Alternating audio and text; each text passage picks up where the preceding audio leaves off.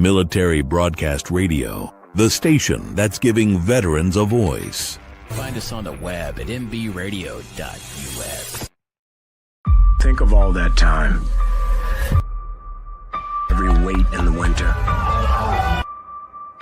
All that time. No one else saw. Every sprint in the summer. Think of every sacrifice. Early mornings on the levee. Late nights in the film room. Bus rides to playoff games. Every bump in the road. Every moment of ecstasy. Every moment of doubt. Years wondering, is it all worth it? It's all led to this. Man, I got this. It's a 60-minute drive for a 60-minute game. After all the miles we've traveled, we're almost there.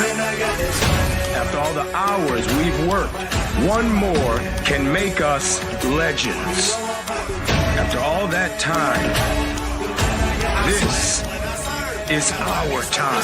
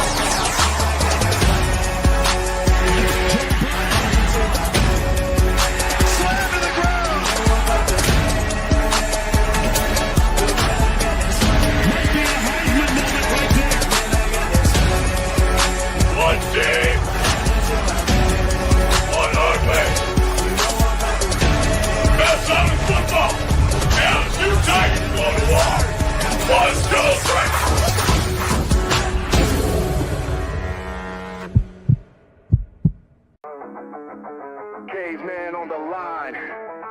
HG got the stats. No filters, no suits, just facts on blast. He seems like no nonsense guy. Like re-emphasize that for the Saints fans out there on TikTok. Caveman. What did you just say? The rebuild starts right now. Marshawn Lattimore's gone, so the defense, like we're not getting any better. To the left, got the edge and grind. We break it all Get it into down Smith. like What a pass! That's it! Daniel Smith with the game winner! Oh my goodness! And that is why you have Aaron Fry pass the ball in. We roar from the base to the backfield floor. No filters, no fake control. We run Real the plays, we like own the soul. you have the best quarterback in the league, arguably, the best wide receiver in the league, and you've got the best edge rusher in terms of total sacks in the season. You're 4-7, and your playoff chances are hanging on by it. HG on deck, stats loaded and primed. Reading the field. Let's make it interesting. We're making it interesting. Come on. Give us the freaking one. Breaking down ball like a heat wave blade. Oh, let's go! Oh, no. Put him in there. Did not put him in there. We see through the hype. Call out the field.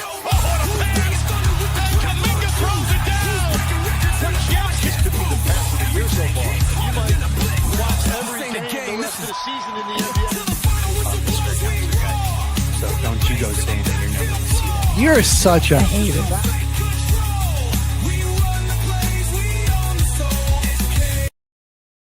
The station where our veterans' voices are heard, MBR Talk.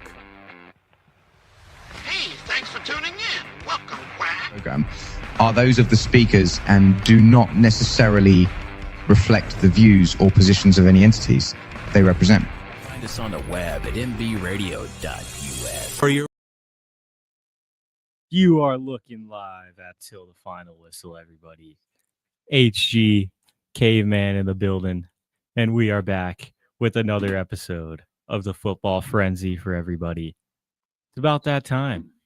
We've had a big, long week in the NFL. Yes, sir, we did. And also in college football. Yeah. Sorry, we had to check if we had sound right there. Sounds but it like looks we're like good everything's on the good. stream. Please let us know Let us if know the how it sound sounds. dips out or something. We currently got nothing in the studio, but it sounds like we're good on the stream. So we're just gonna roll. Hopefully it's all good. Yeah, you guys just tell us if anything goes wrong. We'll head the break and see if we can't get it fixed.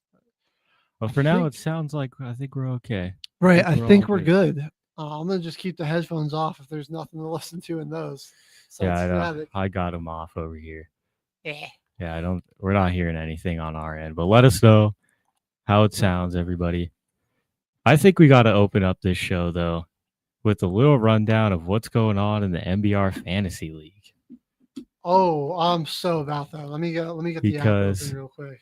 We got our league standings here. Jimmy Covers and Caveman up in first place right now at 5-1, running it. Jimmy's only loss is to the Caveman though. HG following us, 4-2. Dude, to be 4-2 with how many injuries my team's taken, because like, can I just You're doing well? Read off some of my injuries, like CD Lamb, Mike Evans, those guys both been hurt. Derrick Henry's been underperforming. I picked up Trey Benson, and he got hurt. And that was I pick up Trey Benson, and then I traded away Chuba Hubbard and Travis Etienne to get Tethero McMillan and Lad McConkey to give me some receiver depth, because I currently just had JSN after that, and then of course I'm like I'll be good. I got Benson, and Benson gets hurt immediately. I was like, oh yeah. Somehow though, someone have managed to stay at 4-2, right on your guys' tails. Dude, it's been close, honestly. There's a few teams, man. I think Joel's team, man. You're losing hope in the squad, Joel.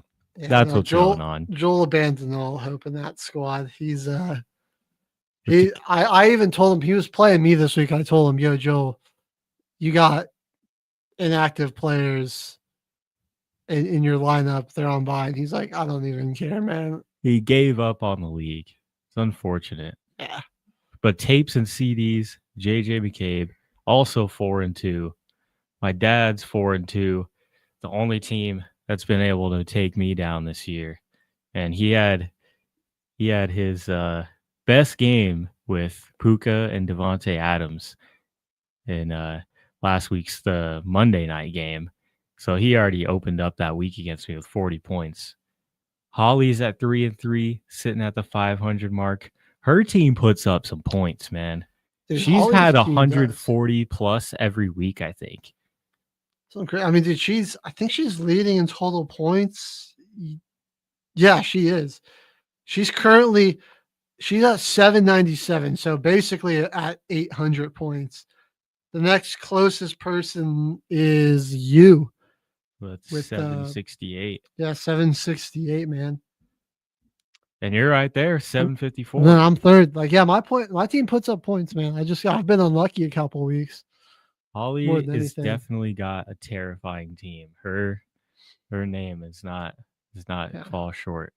Lucas at 2-4, chicken dinner. He's had some weeks where the injuries plagued him as well. Tyreek Hill, right. He had CMC early, which was kind of his best player. And then I think his draft strategy put him in a bind where he didn't know like what quarterback to play what week. And he's just kind of picked wrong each time. And I mean, at this point, you got Jared Goff, you got Fields, and you got Mac Jones still. With a lot of players on injury, Lucas can make some decent moves. He's got 4 quarterbacks on the team still. He still has Brock Purdy on the roster as well. We got to talk about your dad, his strategy when he traded for like somebody really good for like someone else in Patrick Mahomes. And he traded away Amon-Ra St. Brown for pretty much Patrick Mahomes. And I guess it's kind of working out. It worked Lamar out got hurt. Lamar went down, and Mahomes has been putting up good numbers, man. numbers. Mahomes I been got one of the better Mahomes on fantasy another team. quarterbacks. I'm not even complaining. And then the 3, 1, and 5 teams. Hot takes, Murph Man, Wyatt, Mohawk, and Joel. All down. Joel's team, if Joel had managed his team better throughout these weeks, I think he would be Right. higher up. He had to just pay a little bit more attention to it, and he would have been all right. Because the weeks that we helped him, his team was in some pretty close ones. They just he even won that game that we helped his lineup too. Right. He just gets so down on himself so quickly. It's a marathon. It's not a sprint. Right. Like, dude, he had like football. He basically had like a bad week 1, and he was like, "Yeah, I'm done." Or it's like we're Broncos games, man. He'll text our group chat, and he'll be like, "We're gonna lose." I'm like, Joel, it's the first quarter, dude.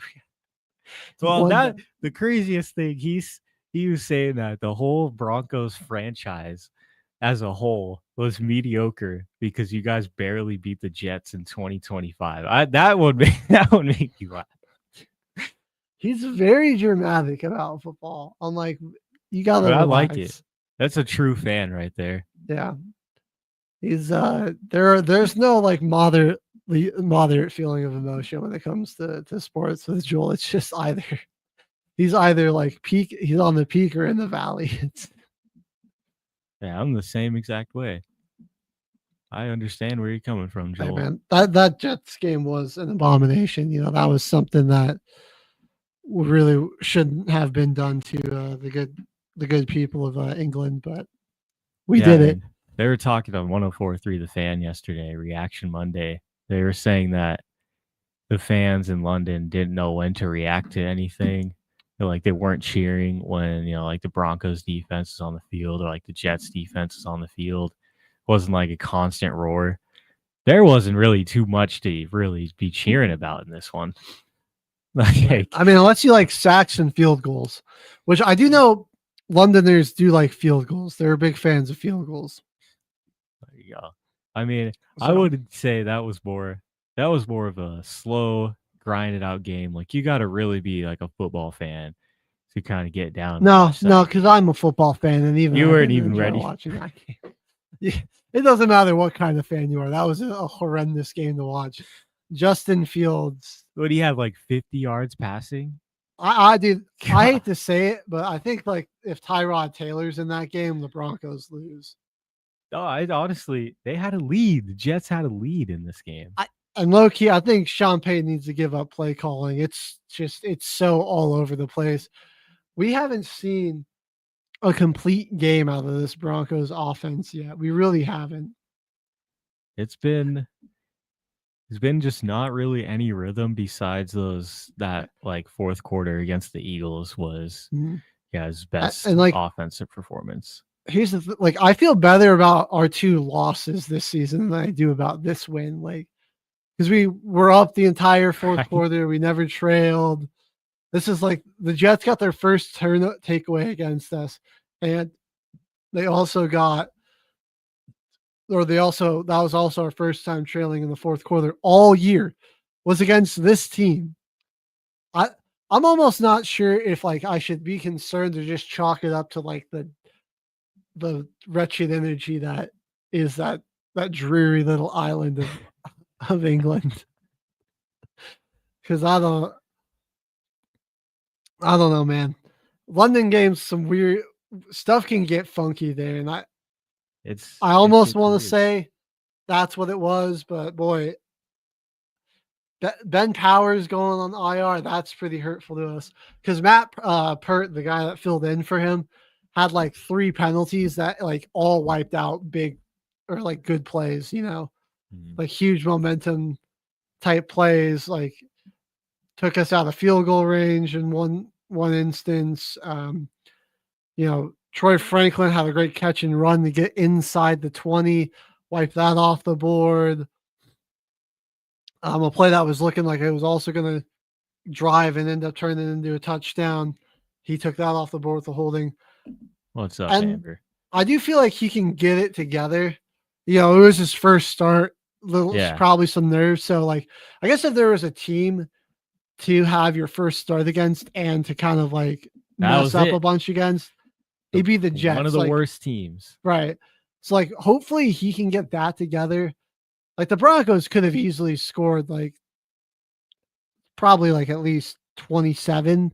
And this, like, there were 2 drives where those where penalties really killed us, where they were like, we were in a groove going, and then the penalties just, that's been the story with the Broncos all year. Is like, the offense will struggle, and then like when there is a good drive going, penalty man, it's some dumb like just a penalty zaps the momentum out of that, and then it's like one less scoring opportunity that we could get. And that's the toughest. And it's like, man, like when our strength is our defense. It's like when our offense does get a good drive going, like it'd be crucial if we could just finish it off instead of, like a penalty killing it and we have to punt or settle for 3, Yep. Lutz has got a big leg. He can get over the field and over the 50. You can kick it from just about anywhere. So it's like you can get field goals easier. Just be nice to get those touchdown drives. Field goals do not win games. That was the story for the Saints, but we'll get more into the NFL in a moment. Neither do because turnovers. Turnovers don't. The Broncos haven't had any in their last 3 games, and they're 3-0 in that stretch. Yeah. But we'll get over to the NFL here in a few moments. We had to get on our pool host team though. Out of 12. I had a horrible week on the pool host in this one. Going over to that real quick before we get to the NCAA or any more of the NFL. Pool host. And man, I had an awful week. 12 wins for your boy. Went me down. I was in second place last week. Dropped all the way down with this one. You're still in 5th. You're not too far out of it. The Bears, man, I think I would be tied with you, yeah. Or no, I'd be tied with H Train if the Bears didn't come through, but that was probably the pick I'm the most proud of this week. Was that Bears pick. It was a solid upset. I mean, could you really call it an upset? Every time the Bears play the Commanders, it's one of the best games of the week. Last season, we had that Hail Mary touchdown that Jaden Daniels threw. This one, grinded out game by the Bears. Really good running attack from them there. Yeah, I want to point out some outliers here. Jimmy and Mohawk, shout out to them, believing in Seattle on the road in Jacksonville. Very good win that they got there.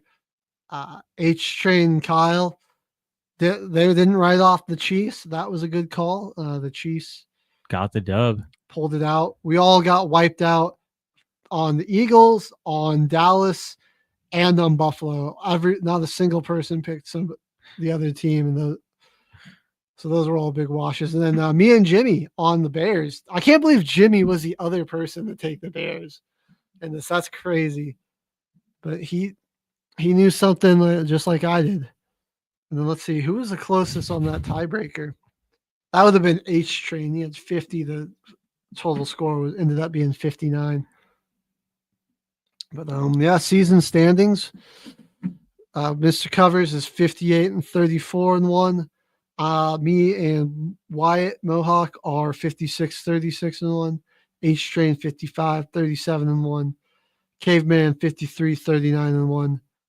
We got Lucas 46-32-1, and then Kyle 43-33-1. And our 8th and 9th people have just decided they're done. They ain't playing. They're done making picks, but it's okay. It's still a long season. They might even make a comeback. Who joined in last year and got every single pick right on 1 week? Oh, that was flew up in the rankings. What's the guy? Scott, man. He was the one that he joined week 3 and stormed all the way into the top 5. Well, we'll have more coming up on the NFL here. It's time to shift on over to our some top 25 matchups. college football, man. And as always, we're going to give you a rundown of what happened here in the top 25. So on Friday night, the newly ranked South Florida Bulls go into North Texas, get into a shootout, 63-36. So a blowout while giving up 36 points is kind of crazy, but it is a blowout. You gotta give them that. 28 points in the third quarter, huge there. On Saturday, starting with number 1 Ohio State versus number 17 Illinois. Good opening for the Buckeyes. Illinois got off to way too sluggish of a start.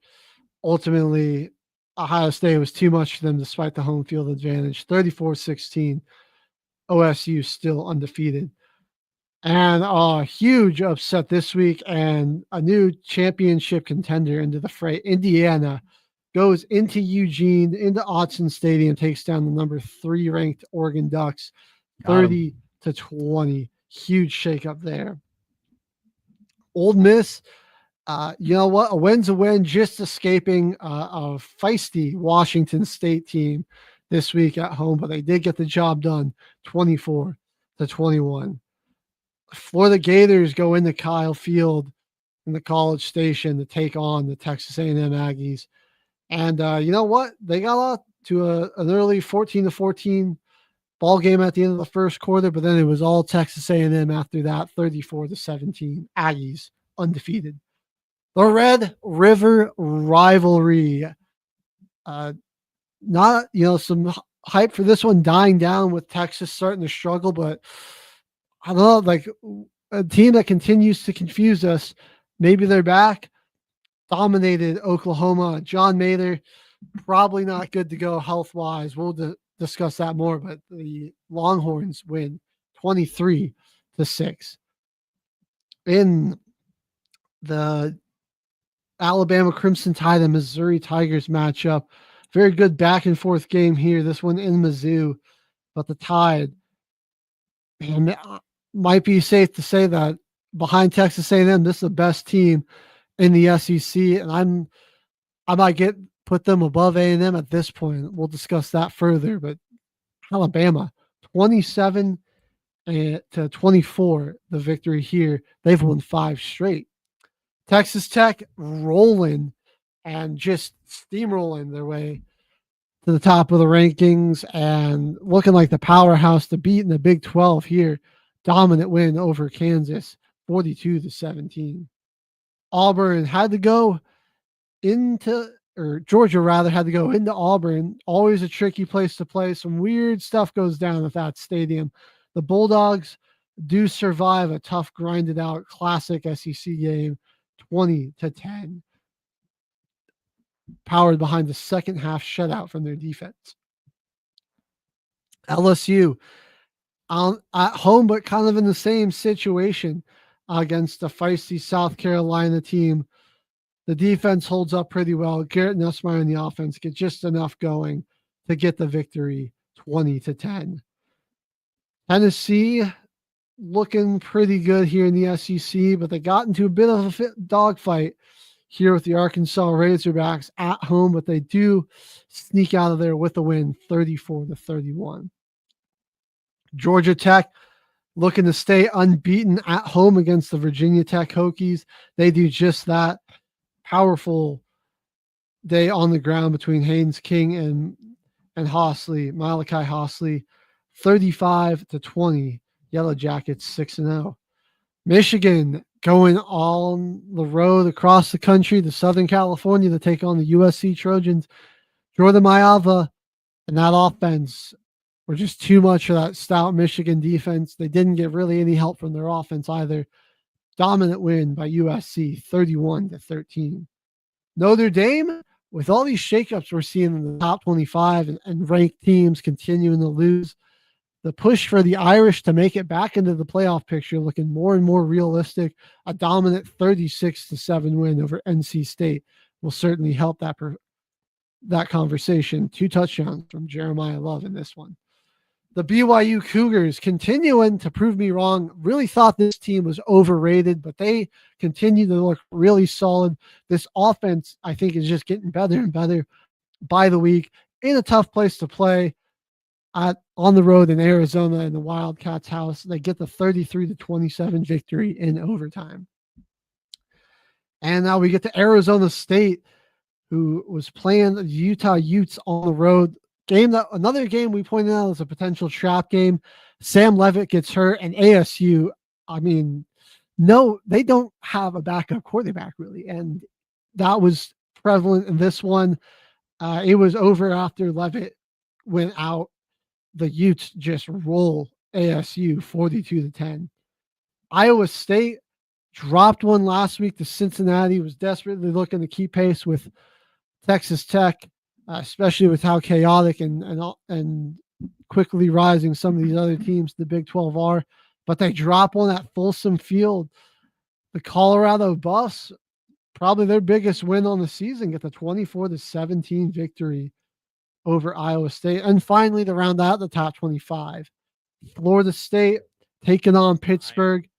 3 straight losses for the Seminoles. They're out of the top 25 now. Right. Pittsburgh gets the 34-31 victory. Caveman, lots and lots of action this week. Some crazy upsets, crazy games. Where do we even start? They're going to the Red River rivalry, the biggest name in college football going into the season. Archie Manning had himself a pretty complete game in this one, managed the game. It was real defensive up until the second half, but Oklahoma really just met a wall in the Texas defense. Right. And like we said, 3 turnovers from John Mateer in this one, man. They were getting after him. He got rushed back. Mateer, his thumb was not healed, man. They rushed him back for this game. They shouldn't have done that, bro. He did not. Like it just did not look like he was comfortable throwing the ball at all in this one. And especially with all the pressure that Texas was getting on him in this game. Yeah, just too much pressure in the backfield. And 48 yards on the ground, so you're not really getting any support from the rushing game. It was really just Texas kind of showing everybody they still got an SEC front. 2.5 sacks for Colin Simmons, half a sack for Lance Jackson. Got Brad Spence getting himself a sack, Michael Teafa getting himself a sack, and everybody was having themselves a day. 5 total for the team. They were all over them. Yeah. And this is what's scary about Texas as a team. The offense hasn't looked great, but man, like if that defense is playing well, like they can do this to anybody in the SEC. I think they could really. And a lot of it is hinging on how the offense plays.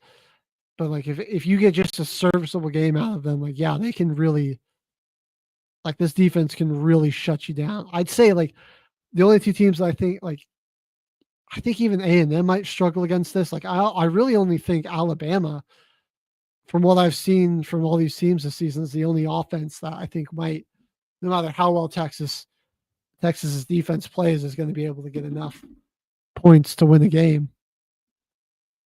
Great one from Wisner on the ground. 22 carries, 94 yards. Didn't get in the end zone in this one, but I mean, it was all just a passing game in this one. And it looks like it got a defensive touchdown right here. Yeah, they did. They had a punt return from Ryan Niblett. Huge got taken punt back. Return. 75 yards. That kind of sealed it too. Like it was like, Oklahoma was hanging around. Their defense was stopping Texas's offense, and then bam, like that kind of blew this game wide open. It was, look at it's only 13-6. We got a shot, and then bam, all of a sudden 20-6, and maybe force Mateer to have to throw it. Yeah, to force him to beat him with your arm. Maybe you got enough time in this week to get healthy enough to play at South Carolina. But man, that is going to be a tough team to play. An away game. Let's see where they ended up ranked. at the end of the week. 3-3, not ranked right now. This is honestly more of a tough game for South Carolina, but a little bit of a trap game with Mateer's health on the Right. line. What's going to Oklahoma happen? dropping 8 spots in the rankings. I got Texas back into the rankings this week as well. They need it. They need a fighting chance at those playoffs. They're just lucky that they're in the conference that they're in. They get some good quality wins. They'll be right back up in the top 25. Exactly. I do think their schedule gets a little easier from here. Yeah, I mean, they do still got Vanderbilt and Georgia, but I mean, you got Kentucky, Mississippi State, and Arkansas. Well, it's like 50-50 tough. Home against Vandy, so they could probably win that. Got to go on the road in Georgia. That'll be a tough one. Yeah, I'd say all these are must-win games, though. They could realistically. There's a way they come out of this with only 3 losses. I mean, if their defense can continue to play like that, yeah, I can see it. Like, I can see them only having 3 losses. I think 4. There is a way they come out of this with 4, though, because A&M and Georgia are still really good squads. Man, I think the next game we go to South Carolina LSU, because I'm just looking at the schedule for the Gamecocks. They're starting off October, playing a top 15 rank LSU. They're rank 11 going into the game. Drop this one 20-10. Now they got to play Oklahoma, who's ranked 15. And then they play Alabama, who's ranked 6. And then you play at Ole Miss, currently ranked 5. And then Texas A&M, who's currently ranked 4. Oh, my God. This is like the most insane 5-game stretch. Wow. Holy crap, dude. They could legitimately be like 3-8 by the time they get to Coastal Carolina. And by then, that game against Coastal could honestly drop by the end of the year because you got some guys in. All right, who's gonna playing time, man? Like, right? Like, I like Sellers. I like him. He's great, but like, I just don't think they got the talent around him on offense. It's an average offensive line. The receivers, no one really stands out. They're all okay for SEC standards, for Power 5 division standards. But I just like with to some of the DBs that they're going up against there, man. Like they don't really hold a candle.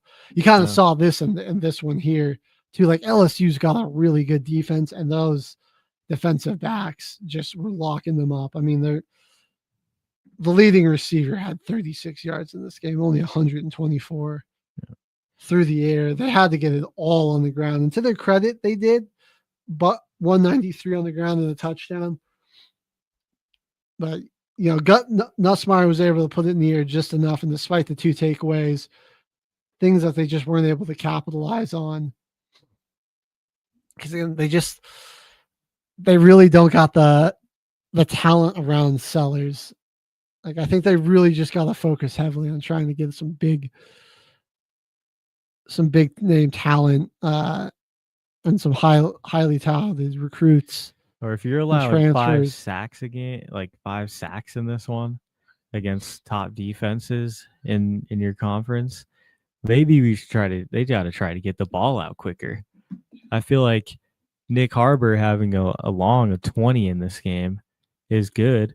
But he probably would have had 6 or 7 catches if he ran a short, maybe a backyard out route, slant route for Lenora Sellers. It's a little bit on the play calling as well. Like they're able to get it done on the ground, but when they have to pass, it feels like they're just not. That's another thing with this offense. It's like I feel like they're looking for the home run shot a lot, which makes me think that either the coach is greedy. But what's more likely is that like Sellers and that intermediate to short passing isn't as polished. Yeah. As we like to think. or as we might think. Because we got four deflections and a pick coming from the Right. secondary. Like, yeah, he can launch it and put on that Superman cape, run around off schedule. Yeah, that's great. But getting the ball out quick and reading a defense, probably still struggling. He's still struggling with that a bit. And he is still a sophomore. So, I mean, this guy's he's definitely got some time. And South Carolina has some time to build around him. He's got plenty of time to develop. And develop him. Yeah. And I mean, this season at this point, just let him play and get that experience. This one's kind of already a wash. Yeah, on the other side of this ball, like Nussmeier, I mean, is it time we can say that he's wholly overrated? Oh yeah, this guy stinks. I've been thinking it since last year. Yeah, no, like he's not at all. He's not really good at all. No, he's a serviceable college quarterback when you've got an elite defense like LSU's got. I mean, because this defense has done some pretty insane things, but this guy, yeah, he's just not. He's not gonna make this team. He's not gonna lead them to a competitive. It's like Trey'Dez Green, 8 receptions, 120 yards, and a touchdown. Man, that's all him. A good amount of yak in that too. It's like the two picks, like with how much your defense is dominating. I mean, you're just making it harder on them. Like poor they decision. Could have won this game 40-10. Right, some poor decision making and everything like that from him. Yeah, I just think Sellers overrated. Big win for LSU. They got to go into Vandy next week. I think Vanderbilt's going to win that game. I think Vanderbilt's just going to tear the doors off them because Garrett Nussmeier is going to be gift wrapped in picks. And that's one offense that is not going to mess around and mess up any opportunities. Where to next, Mr. Caveman? I say, man, well, let's go over to the Big 12 for a second because Texas Tech making their way up to 7 in the top 25. And undefeated right now. Their quarterback got hurt in this game against Kansas. Their starter, what's his name? Morton. Burn Morton. Yeah, he got hurt in this one, man. And so they had Will Hammond come in and play to his strengths. He's more of a runner. He's not a great passer. And you can kind of do that when you have, dude, this guy Cameron Dickey is sick. 263. He had multiple 60+ yard runs. One was he had a 71-yard touchdown run. And then Hammond, he had some really good clutch runs late, just in a big spot, taking them in for touchdowns. So that is he didn't turn the ball over except for one pick where he got a little too ambitious, and after that they cleaned it up, so it wasn't too big of a deal. And this defensive stepped up in a major way for him. 9 sacks. Jeez. In this one, yeah. That's that oil money, man.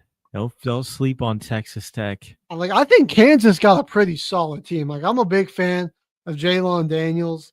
I think he's really not good. bad. He's a young QB as well in college right now. So, right, dude. Cam Pickett's an really exciting young wide receiver they got there too. It's just solid defense, solid offensive line.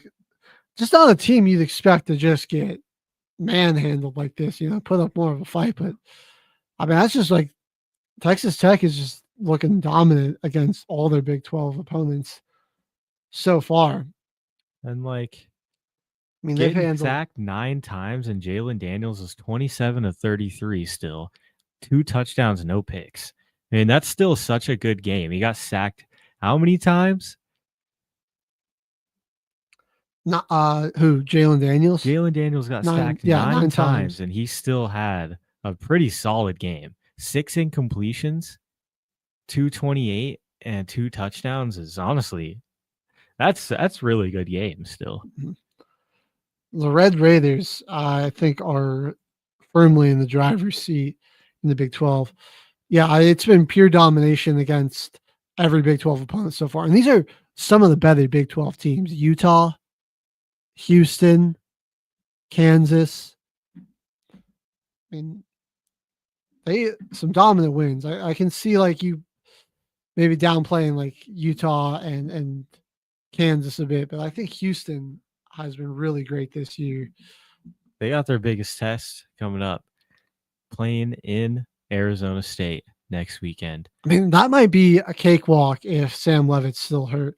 I want to just real quickly touch on that, because like this was just a disgrace out of Arizona State, dude. You got to go into this game with Jeff Sims, and I mean, you had absolutely no game plan to help him out or anything. It was all Utah all day. Like they just did what they wanted.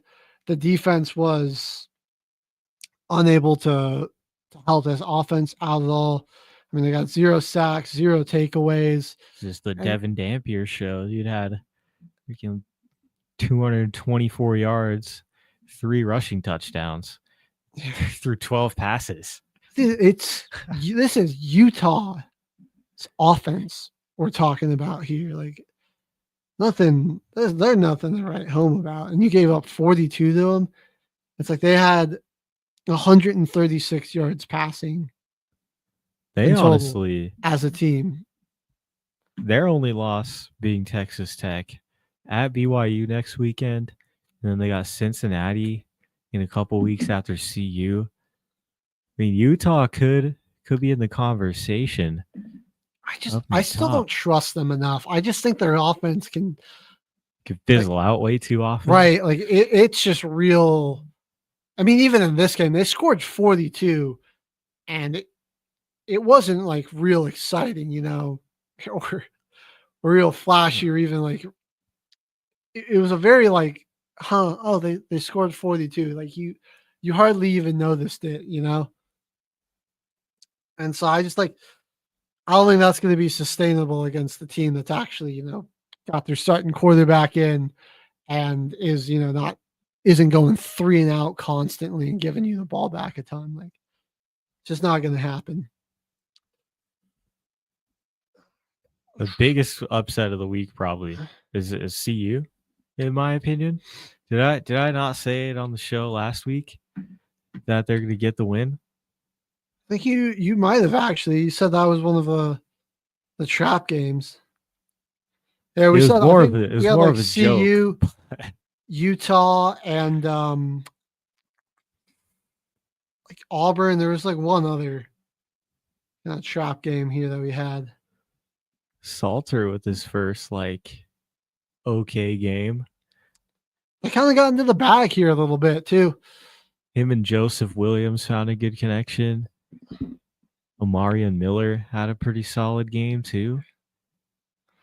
And Rocco Beck these past 2 weeks. I've been a big Rocco Beck defender. It hasn't been super pretty these past 2 weeks. This game especially, even more so. He just was not super effective through the air. I mean, 205 is all right. Yeah, but the one interception, he's just been the big bright spot for them here. But I mean, Abu Sama the third, probably this is up there with one of their best rushing performances of the season. The 177 on the ground from him and 2 touchdowns. Yeah. And that's classic CU Buffs defense. Just can't stop the run for anything. It could be someone's grandma behind the line of scrimmage or that they're handing the ball off to, and they'd still rush for $120. It's like the one game though where it looked like we actually had like a solid defense though. Like we were like getting stops against a pretty high powered offense. And watching some of these highlights back, you're right. We did kind of get into the bag a little bit. Yeah, and then they had a big trick play that they drew up. Couple of just more motion, a little more creativity. still weren't really able to run the ball all too well. So nice win for the Buffs. Still look good when we're 6-6 trying to make the cut for a bowl game. Yeah, this will help us out. It'll look good on the resume. And Colorado in a little bit of that rebuild phase, man.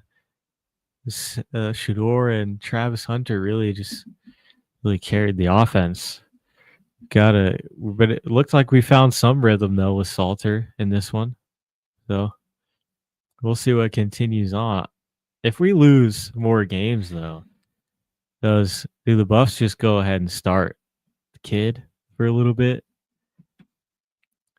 Go ahead and get Julian Lewis some reps?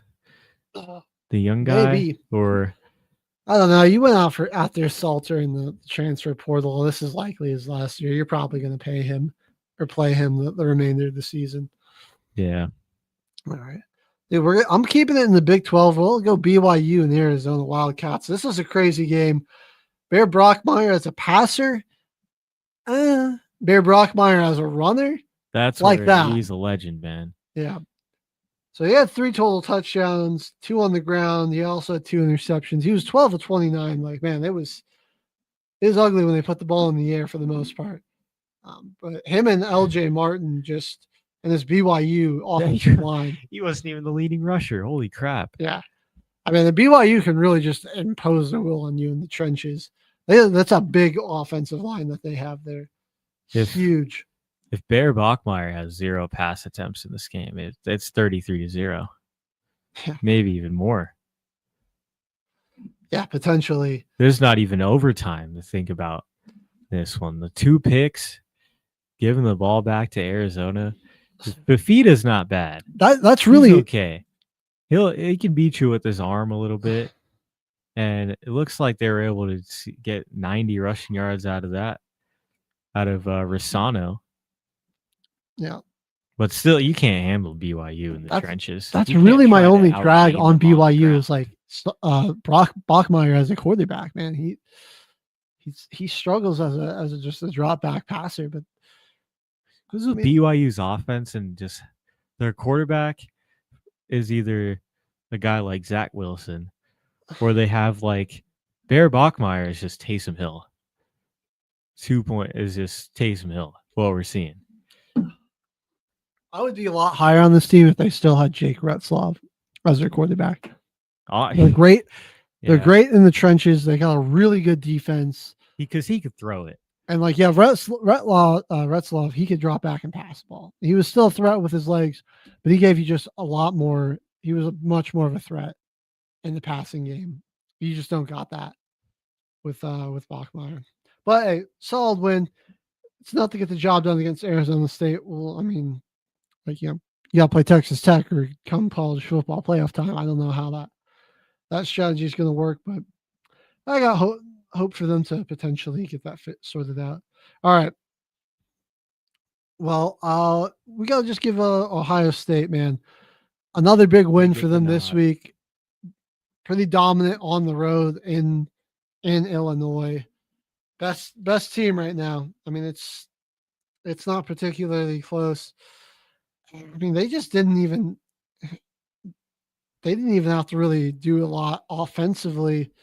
They got a lot of short fields. They're just pretty efficient with their return game, takeaway, couple of or 3 takeaways rather. They 2 fumble recoveries and an interception. Also, they got 2 turnover on downs, which were big there. So I mean, they got very slightly outgained by Illinois. They really just controlled this ball. Didn't do a whole lot through the air, and it backfield by committee to kind of get it done here for the most part. Just when it came down to Illinois needing to get a first down, them needing to convert a third down was impossible. 4 for 14 in this one. That's definitely going to cause you to have some turnover on downs. This is like a good team. Them. Just letting the other team beat themselves with penalties, turnovers. It's like Getting behind the relatively a sticks. clean game from Illinois. They had 4 penalties. They just couldn't convert. They couldn't get in front of the sticks on third down. Which it really comes down to them not running the ball enough. 50 yards from your running back. It's Ohio State making Illinois beat them with Altmaier's arm. They'll take you down 34-16 if Luke Altmaier throws 44 passes. I'll say it. Maybe the only gripe I can have on Ohio State so far, because they've been pretty much perfect all season, they're a little sluggish on the road offensively. They take it They get to some slow starts or just not play a super complete game. Which they were up 20-3 at halftime in Right. this one, but It was less so in this one. This just did make me think a little bit about that Washington game and the slow start they got out to there.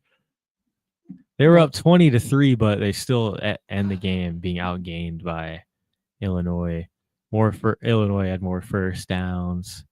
It just looked like offensively, besides not being able to convert a single third down, Illinois was just clicking until they had to convert. Indiana, though, man, Yeah, what we does gotta this talk say about about it. them? They're in the top 3 now. 30-20 win in Eugene. One that I didn't expect coming. I thought Dante Moore was just going to have himself. He might not be as far along as we thought. That performance against Penn State's looking worse and worse. Yeah, Penn by the State week. Man, what's going on over there? Faced a real tough defense here with Indiana. Great defensive front. Really good secondary there. I mean, we saw that Indiana defensive front wreak havoc against Illinois. They were pretty similar in this game. Not 9 sacks, but they still had 6. And they had more really uncomfortable. They did a great job of controlling the line of scrimmage on both sides, really. I thought they ran the ball pretty well. Fernando Mendoza, better quarterback than Curtis Rourke last year. He's solid, dude. Is it crazy to say Indiana put them in the national championship conversation? I mean, these are some pretty impressive wins on the resume. Domination over Illinois, who's still proven to be a pretty solid team. They go into Oregon and get the win here. They can grind out those gritty defensive games. The Iowa game, that's one to keep your eye on. I think 20-15 win, 30-20. I mean, this is a more defensive game against Oregon. If you look at how much pressure they were able to get on Mendoza too. There was a defensive score by Oregon. Oregon had a pick 6, so only 13 points allowed by this Indiana defense. Really, these gritty matchups, they know how to. They can walk out of it with the W. And like the rest of their schedule, the Oregon was their hardest game this year. Michigan State, which I mean, they're coming in on such a heater against Oregon right here. I mean, yeah, I don't have a lot of high hope for Michigan State. Yeah, UCLA has been catching some fire. That might be watch out for them. There's a trap game. That is also luckily for them a home game. Maryland, they're not terrible, but they do still need some pieces. This is probably a team that Indiana's offense does some very, very, very bad things to. On the road in Penn State's the only maybe trap game they got, or they're going to be dangerous game they got. We'll see. Coach James Franklin's fired. Yeah, will they finally have a coach that can win some big games? That is the question. And Purdue to end the season. But 3 Indiana can walk. They can just hold themselves in that 3 spot for the rest of the year. They don't even have to worry. Right now, they're above Ohio State in the conference, though. Put it on somebody else to mess up. But that was a great game. Indiana knows how to win those gritty matchups. Oregon and Dante Moore, not out of the conversation, though. And still a pretty good team. How far did this move them down, though? Only 5 spots. Still the 8th ranked team. and they got a game against USC, top 20 ranked team that they could still add to their resume. The Penn State win not looking as good anymore, dude. No.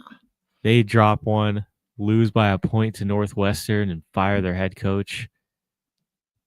So what does this say? I mean, it was that was read into brewing teams for a beating Penn while, State? certainly. Yeah, that's been a conversation for the last 3 years. Like Jimmy said, like 3 years too late for them firing them. All right.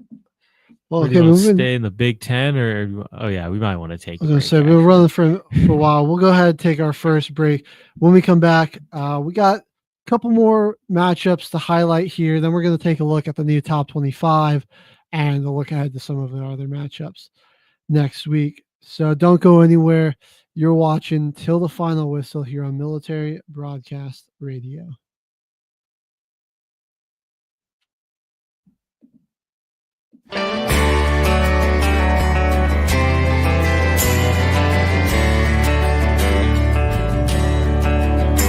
It's a 5 a.m. hike up the mountain to watch the sunrise. It's saluting the flag in honor of the brave men who died. It's a small piece of land that reaps what you sow, your child's first breath, and then watching them grow. Respecting one another, though you may disagree. You don't hold it against them, that's freedom to me. Some pray to God, some go their own way. We're all raised different, but we're all the same. And it doesn't matter if you disagree. What's freedom to you? That's freedom to me. It's riding a trusty old horse down a dusty dirt road, casting your fly line in a stream that nobody knows. It's spending your life with the girl of your dreams, and being a grandpa like mine was to me, and building a business without a degree. 'Cause you worked your ass off, that's freedom to me. Some were raised hunting, some think that's a shame. We're all taught different, but we're all the same. And it doesn't matter if you disagree. What's freedom to you? That's freedom to me. There's 50 to choose from, pick one and be free. I don't tell you how to live, so don't do that to me.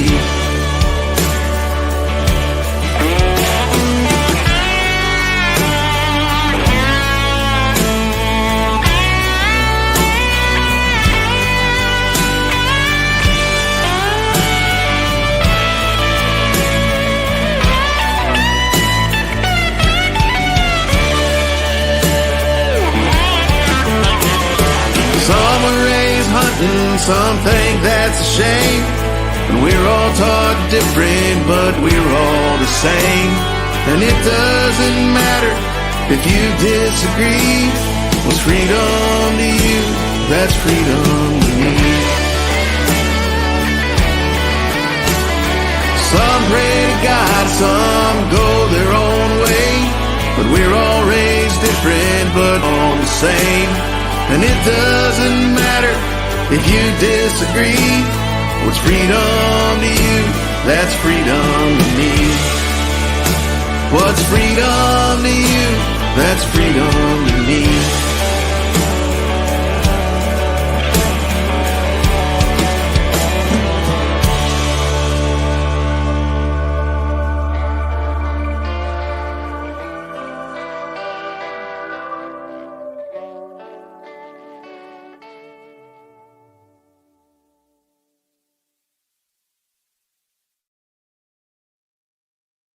You are looking live at Till the Final Whistle, everybody. We are back. We got just a couple more top 25 matchups to go through, and then we are going to go back to the new top 25 ranking that just got released earlier this week and say if those teams are ranked too high or too low.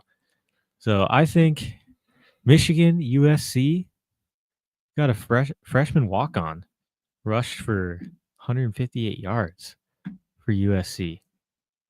Yeah, that was out of nowhere. King Miller, baby, coming out of nowhere. Great game for USC. They really just controlled the tempo and speed of this game all game. I mean, Michigan was just, they were wholesale overmatched in this one.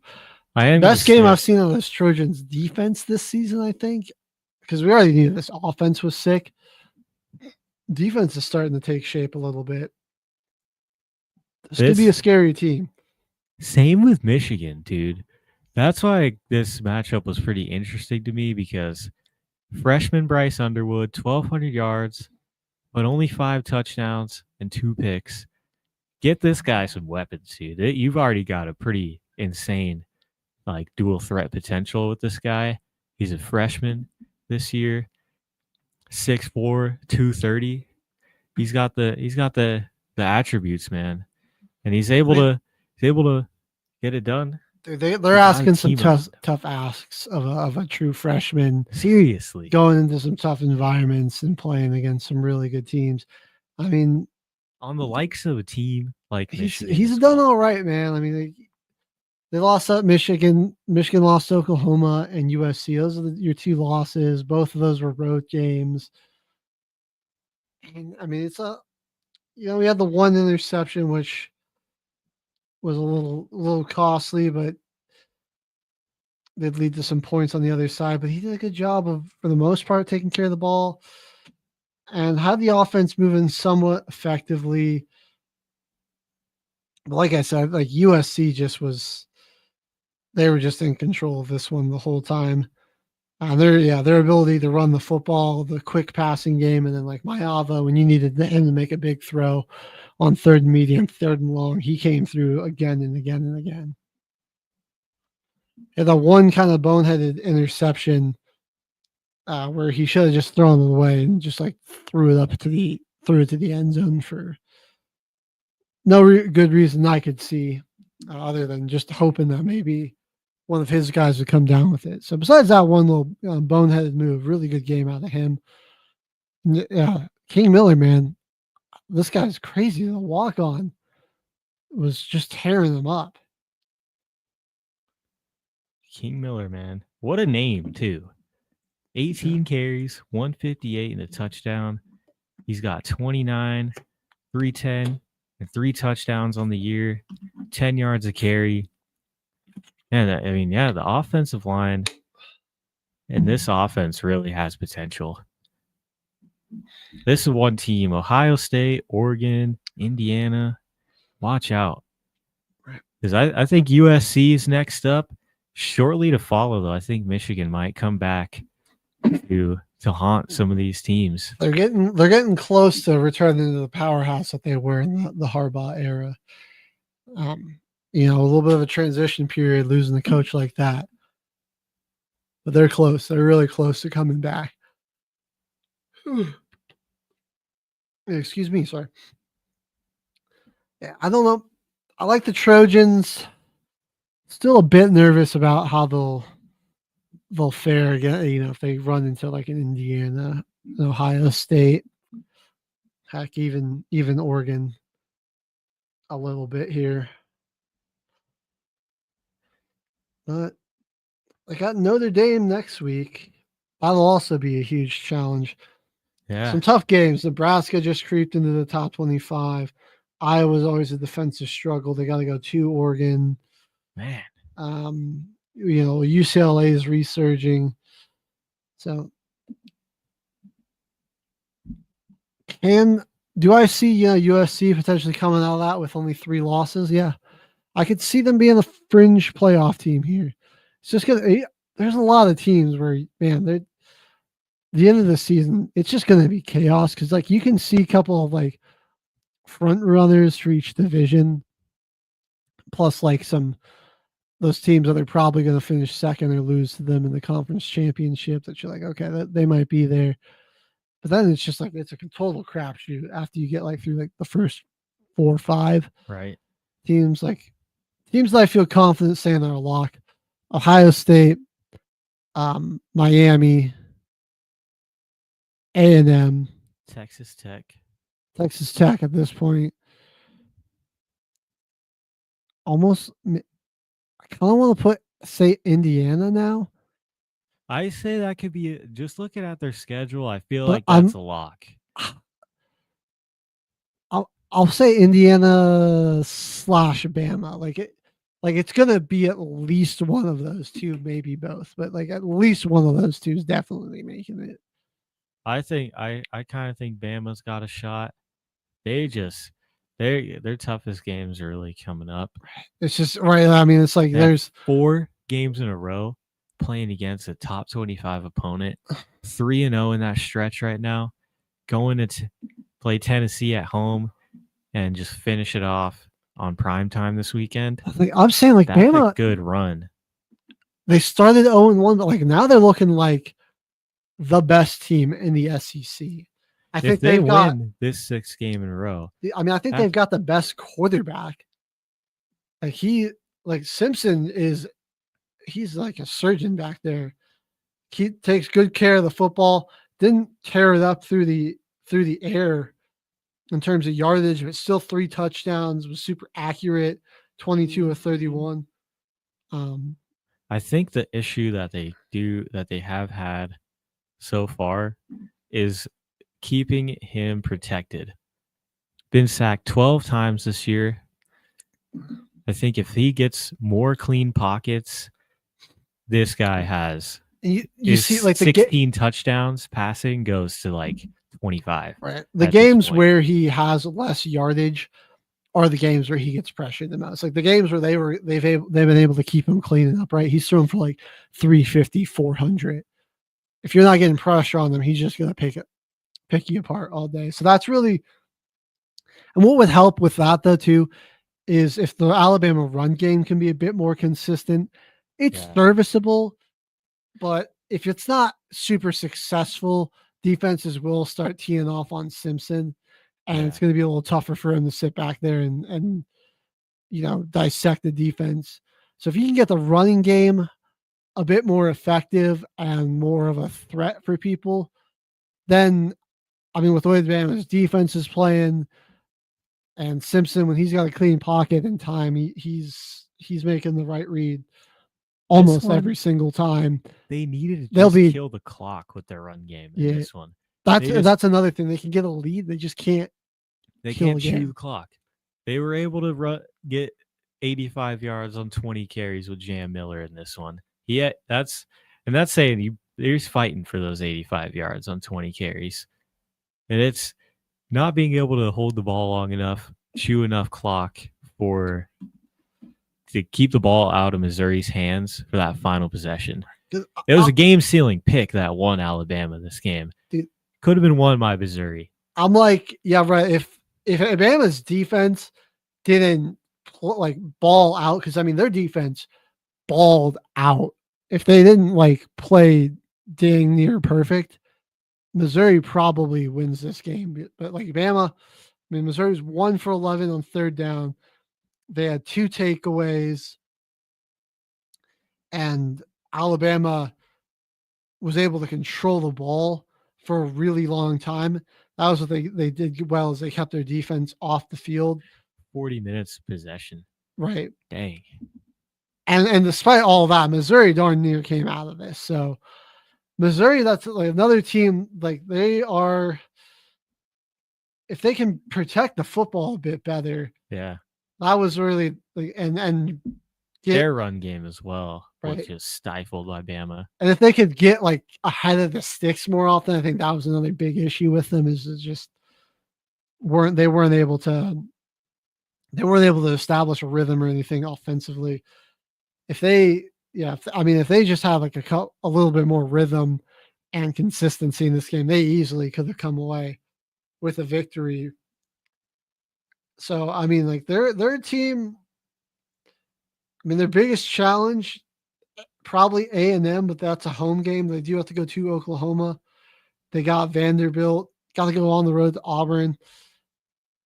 It's still a team I'm not ready to discredit.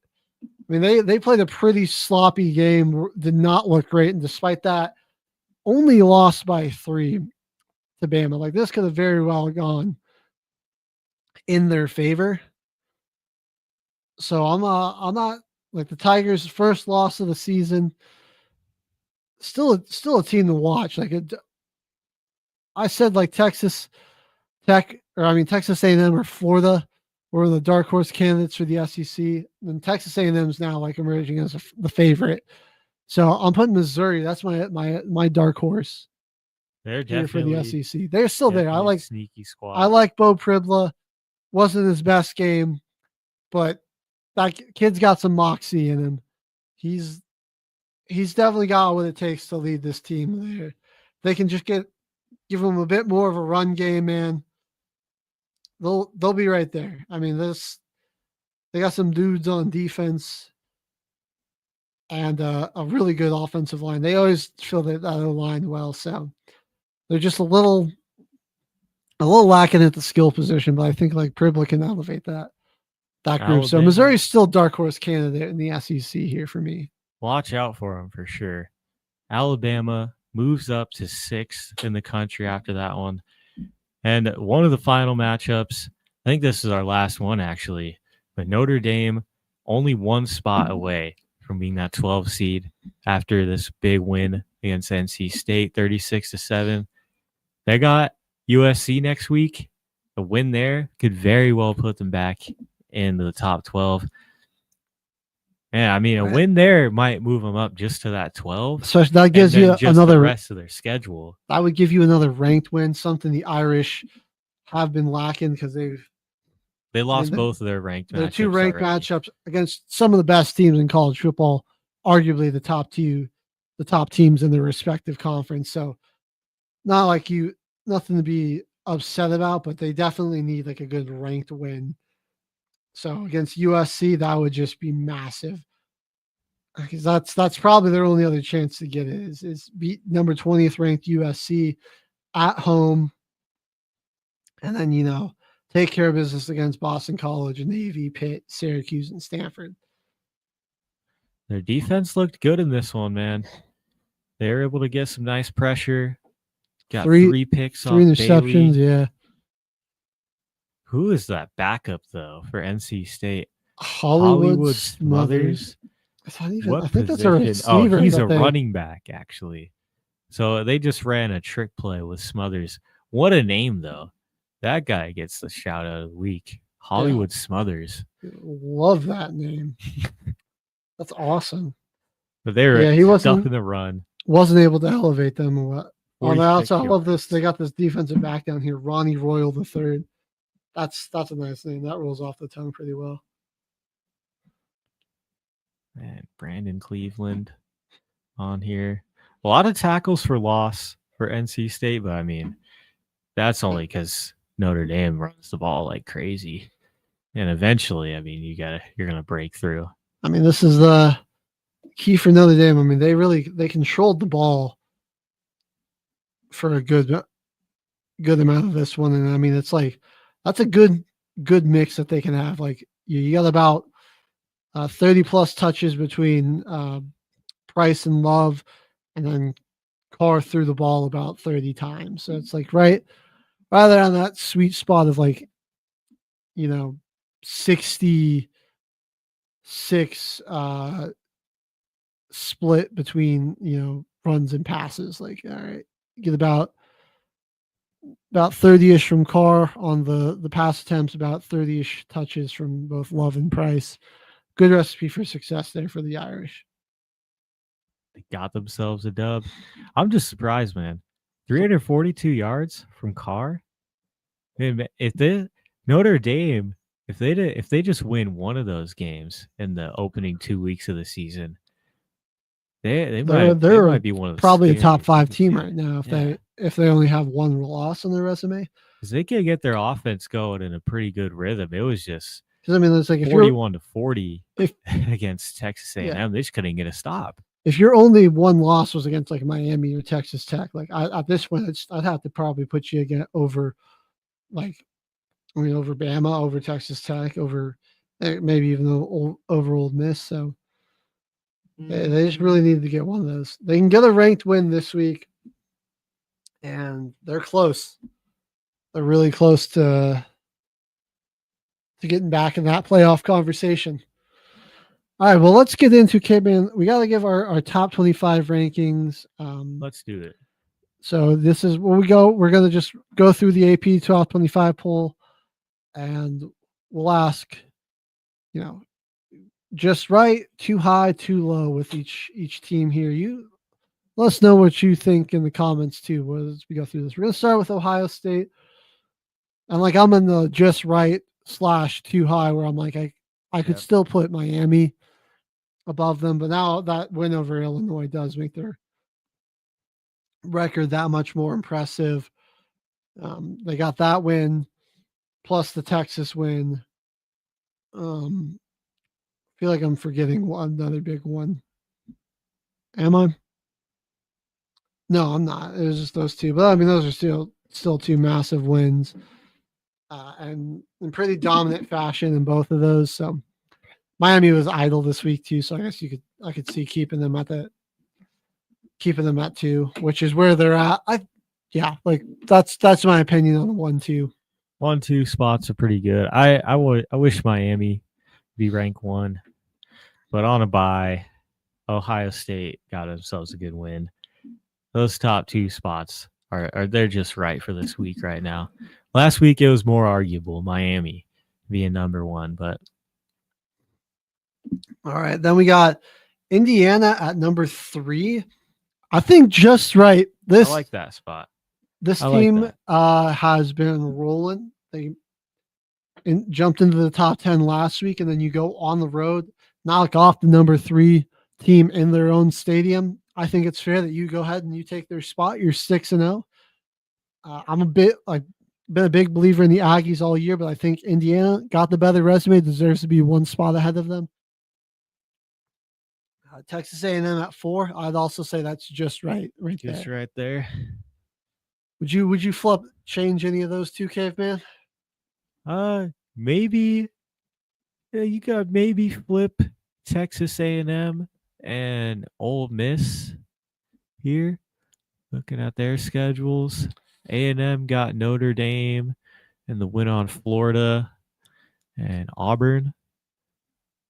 But Ole Miss coming in, they got LSU when they were ranked 4. I mean, actually, no. I'd say honestly the top 5 right here. I think it's about perfect because I think top 5. A&M's resume just a bit better. The win over Notre Dame, I think it looks a bit better than that win over LSU, especially with how their offense has kind of struggled. And then, right, like I just think Texas A&M's just looked like the slightly better team so far.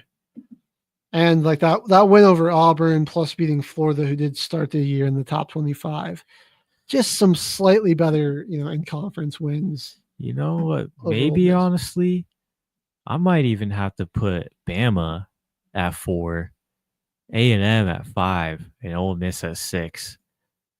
Just looking at the schedule. Whoa! Alabama's played in Georgia, got the dub, then played Vanderbilt, got the win, and then Missouri. Despite that 1 loss to Florida State, Alabama's been rolling. And they've been 3 straight ranked wins, all top 15 opponents. I'm okay keeping them at 6 just because I don't want to punish an undefeated team that does have victories over ranked teams by putting them below a 5-1 team. Even though I will say, like, I do agree with you. Bama's resume is certainly looking like one of the most impressive in college football right now. I would even argue maybe the most impressive if you outside of that 1 loss, but it's still all these teams are undefeated, do have big victories against other top 25 teams, some against top 10 teams. Yeah. So top 5 even. So it just wouldn't feel right to punish one of those 2 for a team that does have a loss there. Texas Tech at 7. I like it. Yeah, right like there. it right Again, there. I'm okay with that. And I could make the argument for them to be above Bama just because they're undefeated. But I think Undefeated as Bama, well. better resume. That win against Utah after they just decimated Arizona State does look a little bit better.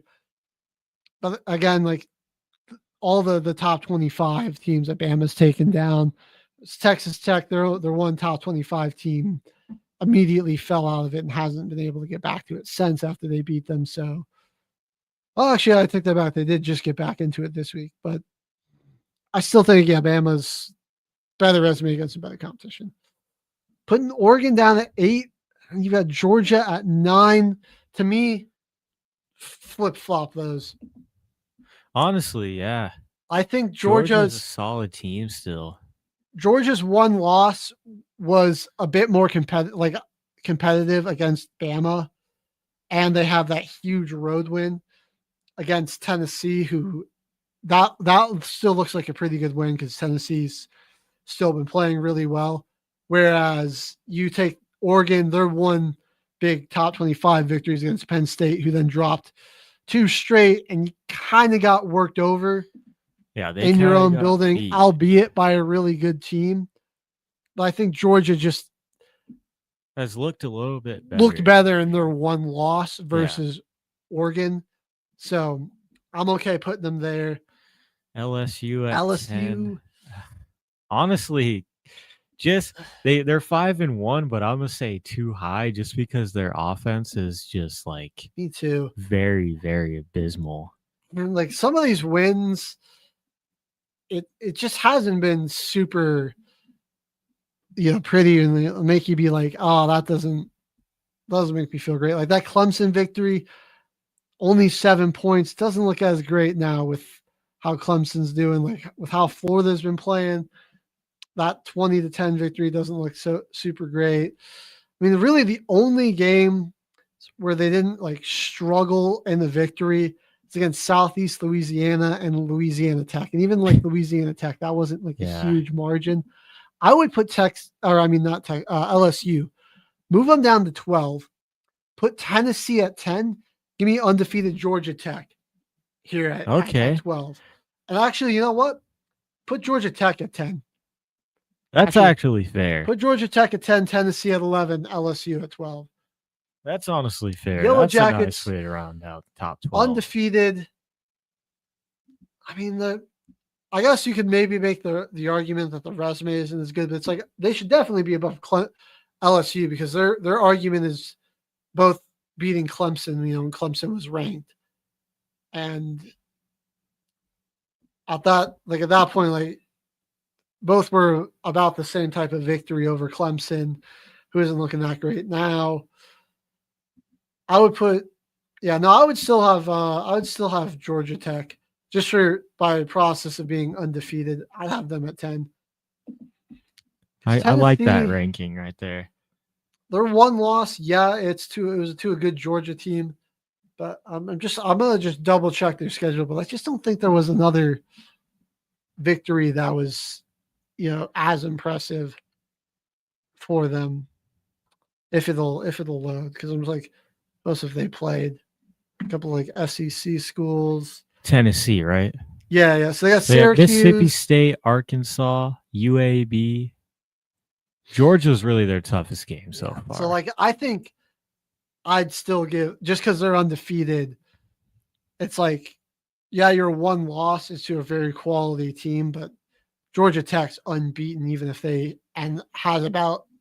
has a pretty comparable resume. Yeah, I give Georgia Tech the edge.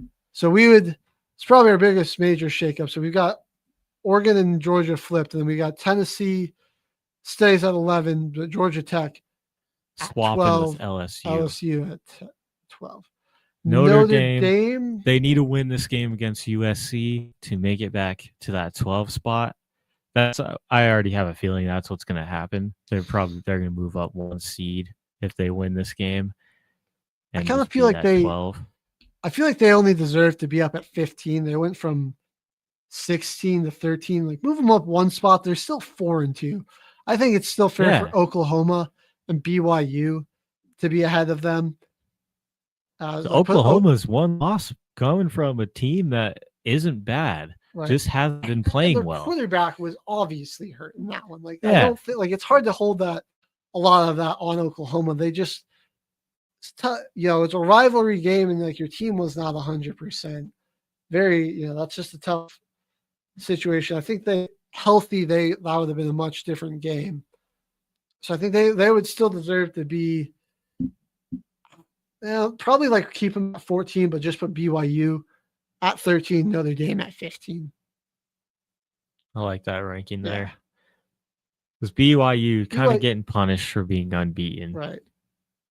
I get it. The resume, not as impressive as either of those two teams, but they got a chance to really shake it up right now, though. Big 12. Next 3 games, Utah at home. Gauntlet. And then they go on the road to Iowa State and then Texas Tech.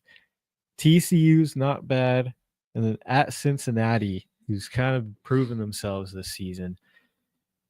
They have a pretty rough stretch to end the year, but that is like just a playoff resume right there.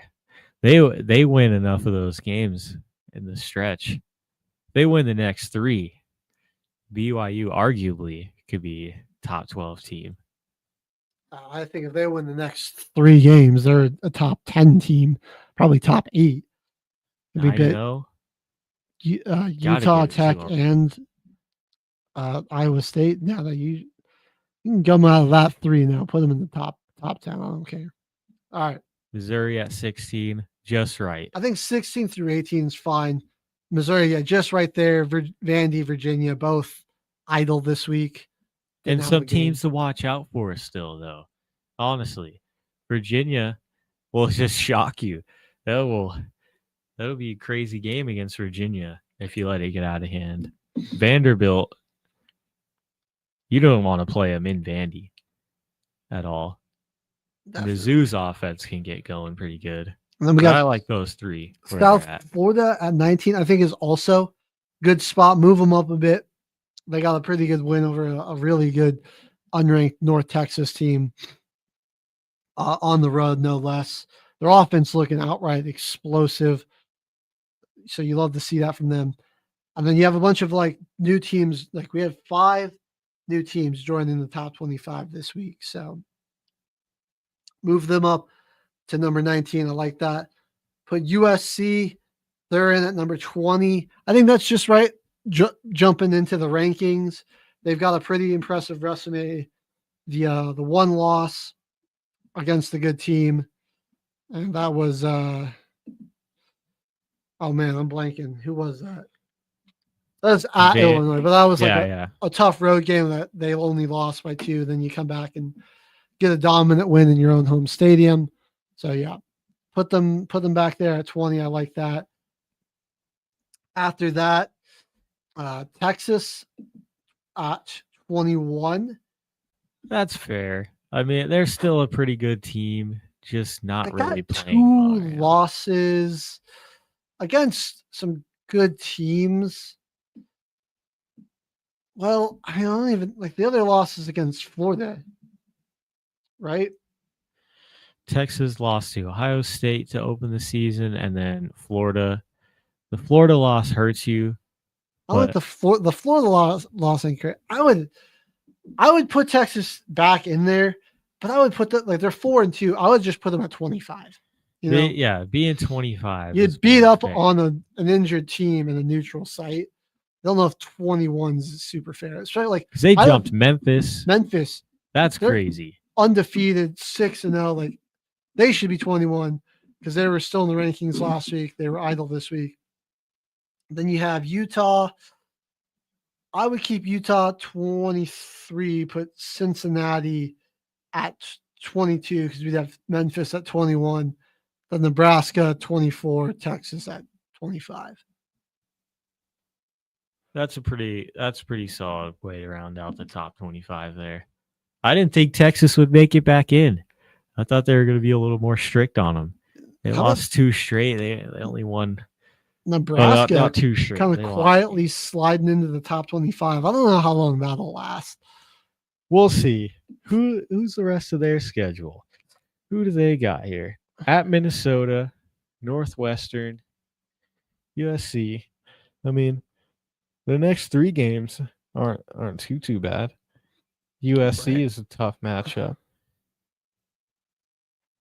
I don't don't know. think they have like their wins haven't been super impressive. I mean, their They wins definitely regardless, but to it's get jumped by another team. I don't think they've got a crazy resume. Putting them in the top 25 is it's a little. And still, this the fact that they haven't beaten a top 10, I think it's top 10 ranked team in very, very long time. Yeah, exactly. And their head coach is Matt Rule, so that can't go well. Things can't end well with that guy. I was thinking of like teams that could maybe replace them. I mean, why not Washington? Their one loss is, much better. That's to Ohio State, the best team in the country. And I mean, besides that, they've got pretty much the same type of quality of opponents as Nebraska, but higher quality wins, They're 5-1, same record there. I'm just looking who else you might throw in there. I mean, I get it. I mean, in the SEC, there's not really anybody you would. They've got just about every team that has a 2 or less losses already ranked in there. So I guess like maybe there's just not like a ton of teams that you throw in there. Call me crazy. I kind of throw UNLV 6-0. Throw them. UNLV really could be a top 25 team. Throw them in there instead I think they're of kind of being slept on. Instead of them. Let's see who else we got here. I mean, like I'm just like, like Duke, SMU, not quite. If you're looking for like another, group of 5 team, I mean, Notre Dame's 6-0. I mean, Tulane's looked really good aside from like the one loss to Ole Miss. They're 5-1. You could maybe throw them in there. Nobody from the MAC, sadly. I mean, UNLV, San Diego State, like those two are from the Mountain West. Some really impressive teams have had some high quality wins, or just like where they've just kind of dominated. Yeah. Like I guess like UNLV beat UCLA, so they got a group of 5 win in there. They're undefeated, putting up a lot of points. I would have probably thrown in like either UNLV, Navy, Tulane, or San Diego State. Like any of those 4, I think would have been a little bit better of a. Because I just feel like Nebraska is they'll get bounced from that pretty quickly. No disrespect to them, but I don't know. I'm still not super in on Nebraska.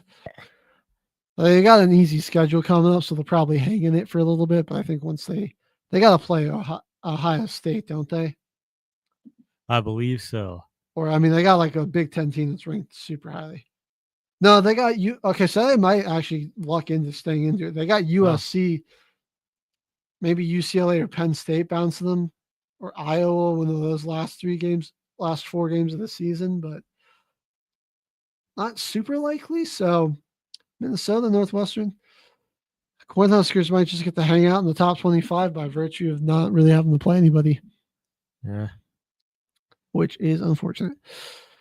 What is going on now with Penn State, though? Who are they going to go to after 12 seasons? James Franklin is gone. I mean, after their coaching change, are we going to see a little bit better of their offense? Or is it kind of a little bit on Drew Aller as well? Yeah, we'll see. I mean, I don't think Drew Aller is all too good, if I'm being honest, which is kind of getting exposed in these past few weeks here. Look at these Big Ten matchups. I mean, Penn State's got to go to Iowa. It's always a tough place to be, man. That's a tough place to play. Yeah. We'll see. We'll see what happens with them. But let's take a look. We got to get going on our second break here soon, so we have some time for our NFL games. So let's just get a quick rundown of your matchups to watch next week. And I'm already calling a trap game here on Friday night. 4-2 Minnesota hosting Nebraska. Oh, calling okay. it a trap game there Friday night. Big solid test for Miami coming out of the bye week on a good 4-1 Louisville team that they'll have to contend with, but they will be hosting. Those are your matchups Friday night. And the early slate. Ooh, Vandy could jump in the ranks this big chance to shoot up after that loss to Bama, get a win versus LSU. I mean, LSU very well could lose this game. I mean, Vanderbilt's a 2.5 point favorite. Yeah, already favored in this one already. So, yeah, I mean, big chance for Vandy here. I see them taking that, honestly, and jumping up here in the rankings. Bit of a trap game here for the undefeated Yellow Jackets, I want to just point out. Duke ain't bad. Good squad, 3-0 against the ACC so far this year. Hosting Duke them. actually favored by 1.5 points. Right. So, I mean, that's basically a coin flip going towards the home team, essentially. But Duke's got some playmakers, man. Their QB, Mensa, that guy's got I forget his first name, but like over 1,800 yards, 15 touchdowns. They got some dogs over there. So a bit of a trap game. Same with like Oklahoma. Like if they force Mateer to play on the road in South Carolina, I could see some things going wrong there. Ohio State's got Wisconsin, should be an easy win there. You got Indiana playing Michigan State. That's a home game, should be a good win for Indiana. Texas A&M on the road, Arkansas. They just got the offense got to lock in early because Arkansas will make that a ball game, and that like A&M offense has been also kind of sluggish and disappears at time, but that defense is sick. So that's what the A&M should take care of that. Probably our game of the week here. Ole Miss and Georgia. That's a huge game in Athens, Georgia. That's one of the biggest matchups. Big test for Chambliss here. Trinidad, can you lock it down and get it done in Georgia? Touchdown favorite. I mean, I think the big thing, like getting pressure on Stockton, because Georgia's run game isn't super threatening. They've been struggling all year.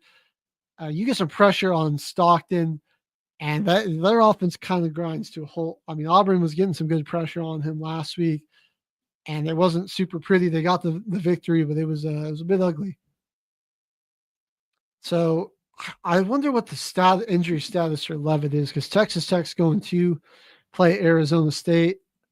Could be, I mean, if Levitt's good, let's see. Let me try to pull up this injury report. I don't even think they have it.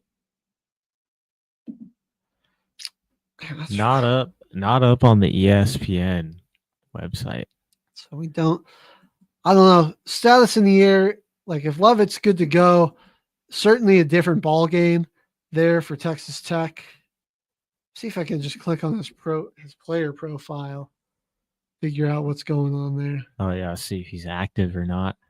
Says his status is active, so okay. This will be a challenge for Texas Tech. They've rolled through. I mean, they've looked dominant on all their opponents here. So we'll see. I mean,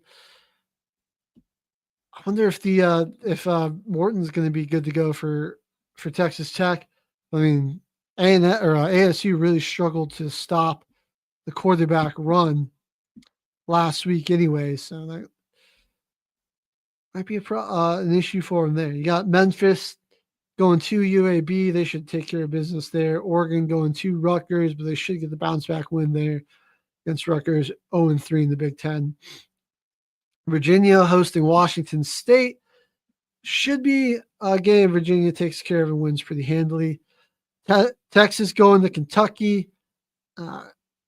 Should be a good chance for Texas to pick up another win here. I mean, it's always tough playing on the road in Kentucky, but they just got to get behind their defense. Should be right there. Yeah, this also a big game of the week contender here, though. Tennessee and Alabama. Can they keep the streak going? Honestly, I think they got it. Right. This will be, if Bama wins this, I mean, I don't care if everyone else is still undefeated. Bama might have to just be top 5 if they win this. That's the crazy run. Fourth, would this be their 4th straight ranked opponent that they've beat? It would be, yeah. Because they beat Vandy, they beat Georgia, beat Mizzou, they beat Tennessee. That's 4 straight ranked opponents. Yeah. 4 straight. 2 of those games at least were on the road.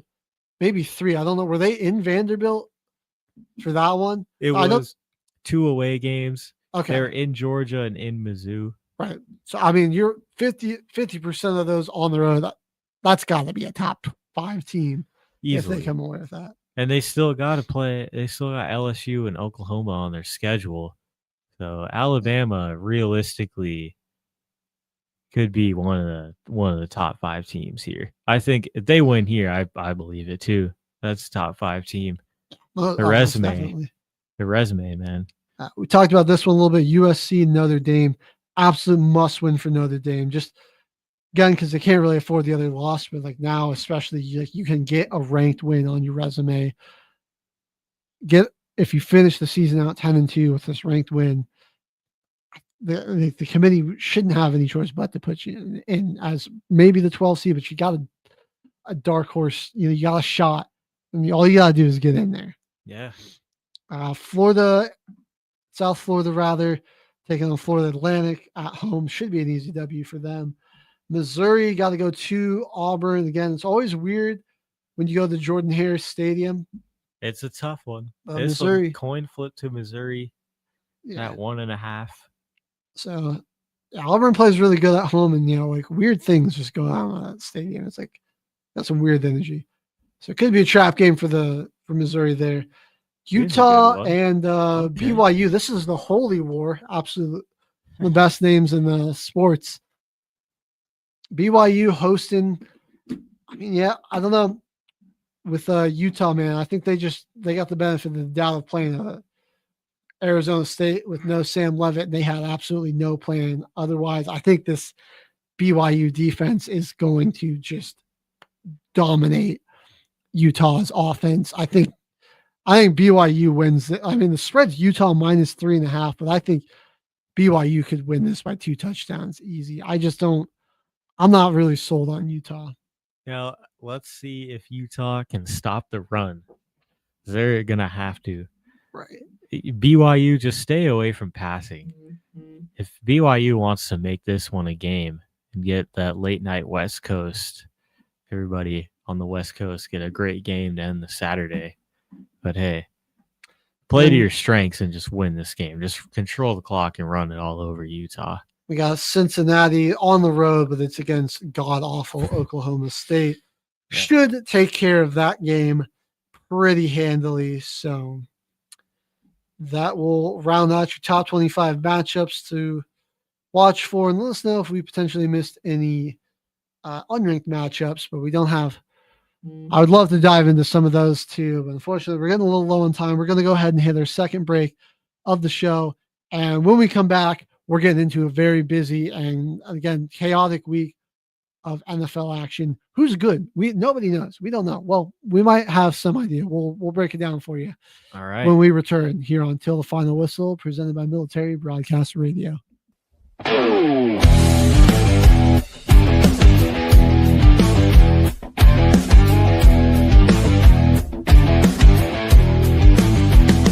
On the front lines we stand, side by side, with courage and strength that we won't let slide.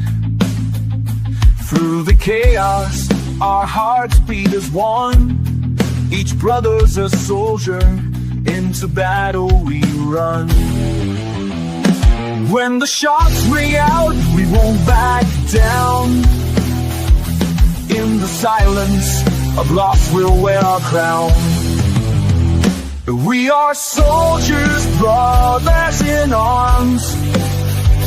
Through fire and fury, we weather the storms. In unity, forged through the blood that we shed. Together we stand, living for the dead. Each step we take through the mud and the pain, memories linger like the echoes of rain. We fight for the fallen, our spirit won't break. In honor we carry their names in our wake. Though the cost is high, our bonds grow tight. In the darkest of hours will shine our light.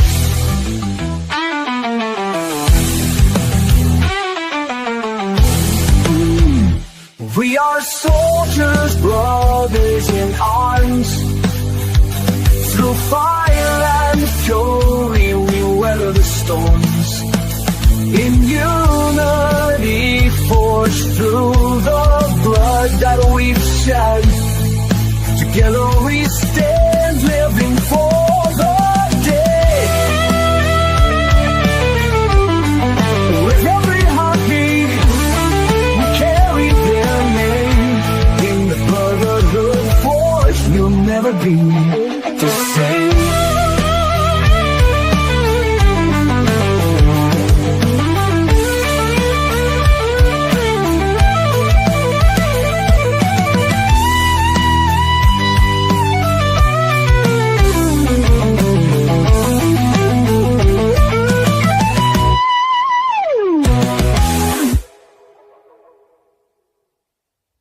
Penalty on YOU.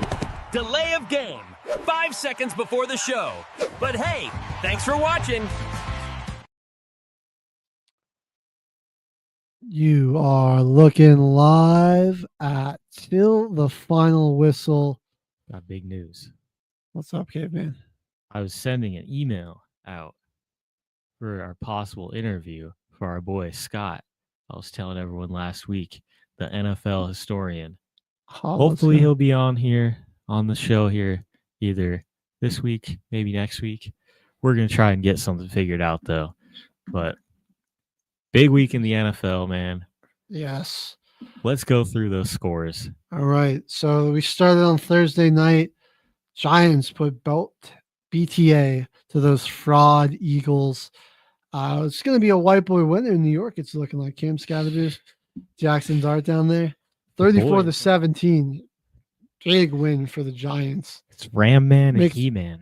Right, makes me scared that the Broncos got to play them next week, especially after their pitiful 13-11 performance in London against the Jets. But we already talked about that, so we can skip over that, thank God. Cardinals with backup quarterback winning. Indy gave the Colts a scare, bit of a revenge game for Jacoby Brissett, 320 and 2 touchdowns. Wasn't enough to get the job done, though. Indiana Jones and the Colts, 5-1. They win 31-27. The Chargers going to South Beach, Miami, taking on the Dolphins. And Miami finds a way to hang into this game and then lose it at the very end again. They're 1-5. LA back on top of the AFC West. They get a 29-27 victory. Saints, Patriots. This game started off with a lot of offense, and then that just vanished in the second half here. The Patriots pick up a big win, send the Saints to 1-5. They're 25-19 and atop the AFC East. Who would have seen that coming? The Pittsburgh Steelers host the Cleveland Browns. Dylan Gabriel still looking for that first career NFL win. Steelers defense dominates at home, 23-9. Steelers 4-1 atop the AFC North.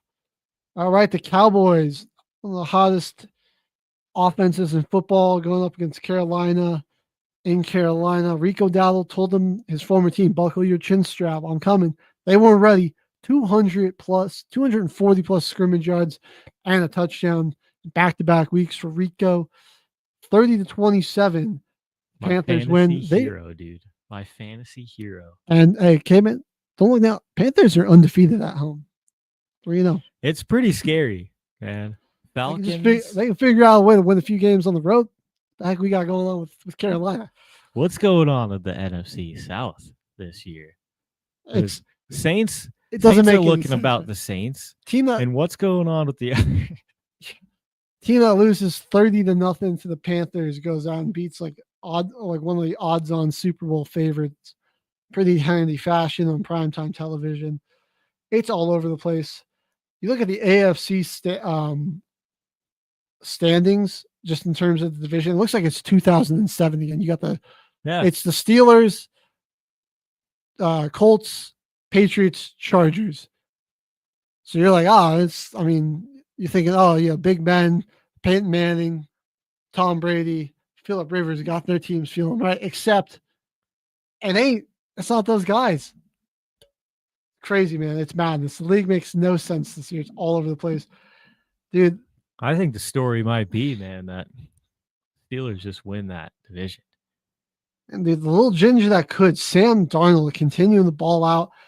I don't even know if this is a hot take, but like Jackson Smith and Jigba right now, best receiver in the league. There's not a question. He is easily, I would say, dominating every game. Egbuka up there, but he just got injured as well. The JSN, Ohio State dog wide receivers looking really good in the NFL here. Big road win for the Seahawks against a good Jacksonville team, 20-12. Dude, Seattle, man, watch out for this squad. Offense is really great. And, bro, like Mike McDonald, defensive guru, he's got them playing really good defense. Aside from that game against the Bucs, but don't worry about that. The Ravens just continue to look absolutely destitute without Lamar. Silver lining, Derrick Henry had 122 yards, but they just, in an ugly weather-controlled game, they got blanked by the Rams 17-3. The Raiders, despite some of Geno Smith's best efforts, were able to come out on top in this one. Cam Ward, he's going to be sick. I believe it. They just have absolutely nobody for him to throw the ball to. Yeah, no running game to speak of. The defense is all right, but he is just against any good pass rush. He's just under siege, dude. This poor guy's running from his life from Max Crosby all game. 20-10, Raiders get the W. Joe Flacco, the new sheriff in town in Cincinnati. Was he able to do it again to the Green Bay Packers? He was not. Josh Jacobs goes off for like 180-something scrimmage yards, 2 touchdowns, 27-18. Big win for the Packers over the Bengals. Tampa Bay is rolling. They're looking like the Super Bowl favorites out of the NFC right now. I gotta be honest with you. Baker, they just got to get their receivers healthy, man. Baker They're Mayfield, down to Tez Johnson. Loses Emeka Egbuka before halftime. No Mike Evans, no Chris Godwin, no Bucky Irvin.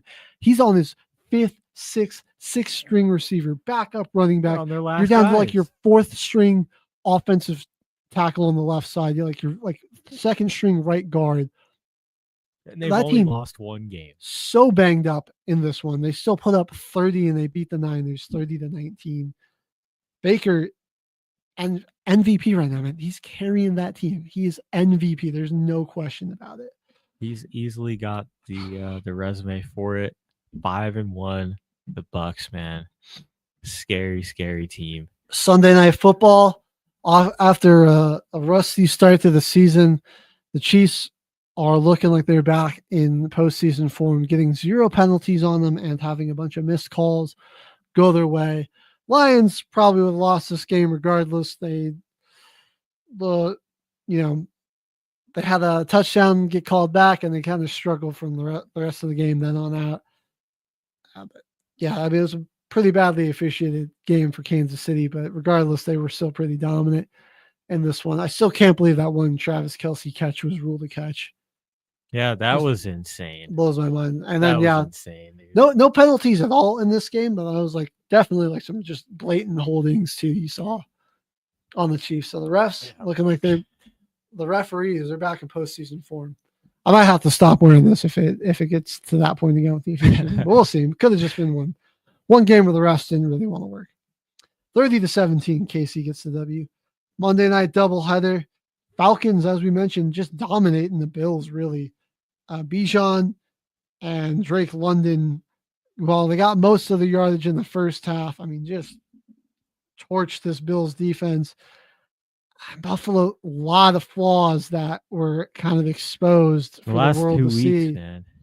They've been especially getting this on exposed. primetime, like again, back-to-back primetime games where When they face up against a real number one wide receiver, they kind of get torched.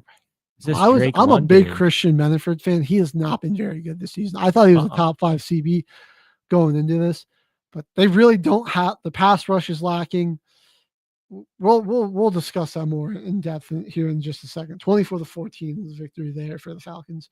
And the Bears, dude, second week in a row where they have a game end in heartbreaking fashion, but for the other team and not them. They're flipping the script. Watch out. Chicago's won 3 straight, 2 games by a score of 25-24. So they get a road, and both of those games on the road in Las Vegas and then in Washington. Now they return home for a game against the Saints. Bears could be looking at a 4-2 start to the season here. That's a pretty good stretch for them, man. They played good against the Cowboys. That was the momentum that they needed to get into this one. But which game do you want to dive into first? Break down here. We'll flash back to Thursday night. Everyone's been sitting and brewing on that a little bit. I mean, Caveman, Jalen Hurts he's not in top 5 discussions anymore. He's not in top 10 discussions. I would wager not right now. He's not even in top 15. He cannot complete like just a under center drop back pass.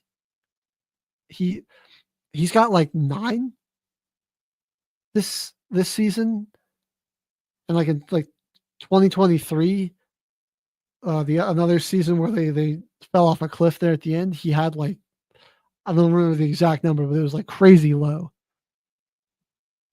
I think it's actually lower than 9. I think it's like 4.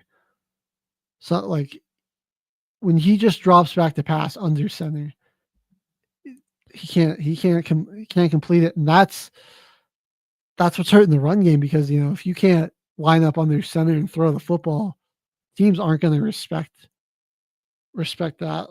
They're gonna key in on Saquon Barkley.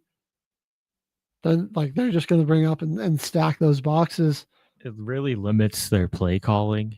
Like they got to lean on Saquon this one, 58 yards, and then they just ran away from it. I feel like they've kind of lost their identity. The Eagles is one team that I feel like a lot of the time plays into the media during the regular season, man.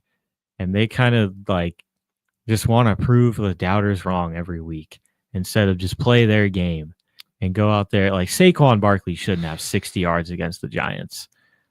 Like they need to give him the ball. Dallas Goedert going crazy, being a great safety valve, but their play calling is so limited, and it feels like they lost their identity that they had. Like not having Darius Slay, like Keely Ringo being that cornerback 2 opposite of 27. What's his? I'm blanking. Quinyon Mitchell. Yes, sir. Not being not having Darius Slayton there, because you got Cooper the Gene in the slot, but that's where a lot of teams have been able to attack too. And like I said, It's just people, they're not really respecting the deep ball from Hurts, because he's missed on a few of those. They're stacking the box. They're committed to stopping Saquon, and I mean they'll let the Eagles think it and dunk it down the field. But it's just not been there. And they also be abandoning the run. There's a real lack of creativity in the play calling. I think they're missing, they're certainly missing Kellen Moore over there. And that it's really been a huge hit in how their offense looks without Kellen Moore on the sideline calling some plays for him, because they looked pretty solid in the first 4 weeks of the season. But I think they met their match against the Broncos, and that fizzled out a lot of momentum that they had going for them. Yeah. And I think but the Broncos getting that W, that might have shattered the kind of mythos around the Eagles. And now it's like, oh, they they seem beatable again, and like that might be giving like teams more confidence. Conversely, though, I think Jackson, Dart, and Scadabo, those guys just might be like one of the greatest duos. Solid duo, Key-Man and Ram Man. Dude, 4, 5, I mean, they had all 5 touchdowns. Dart ran one in, he threw one in, and then the Scat Man, 3 on the ground.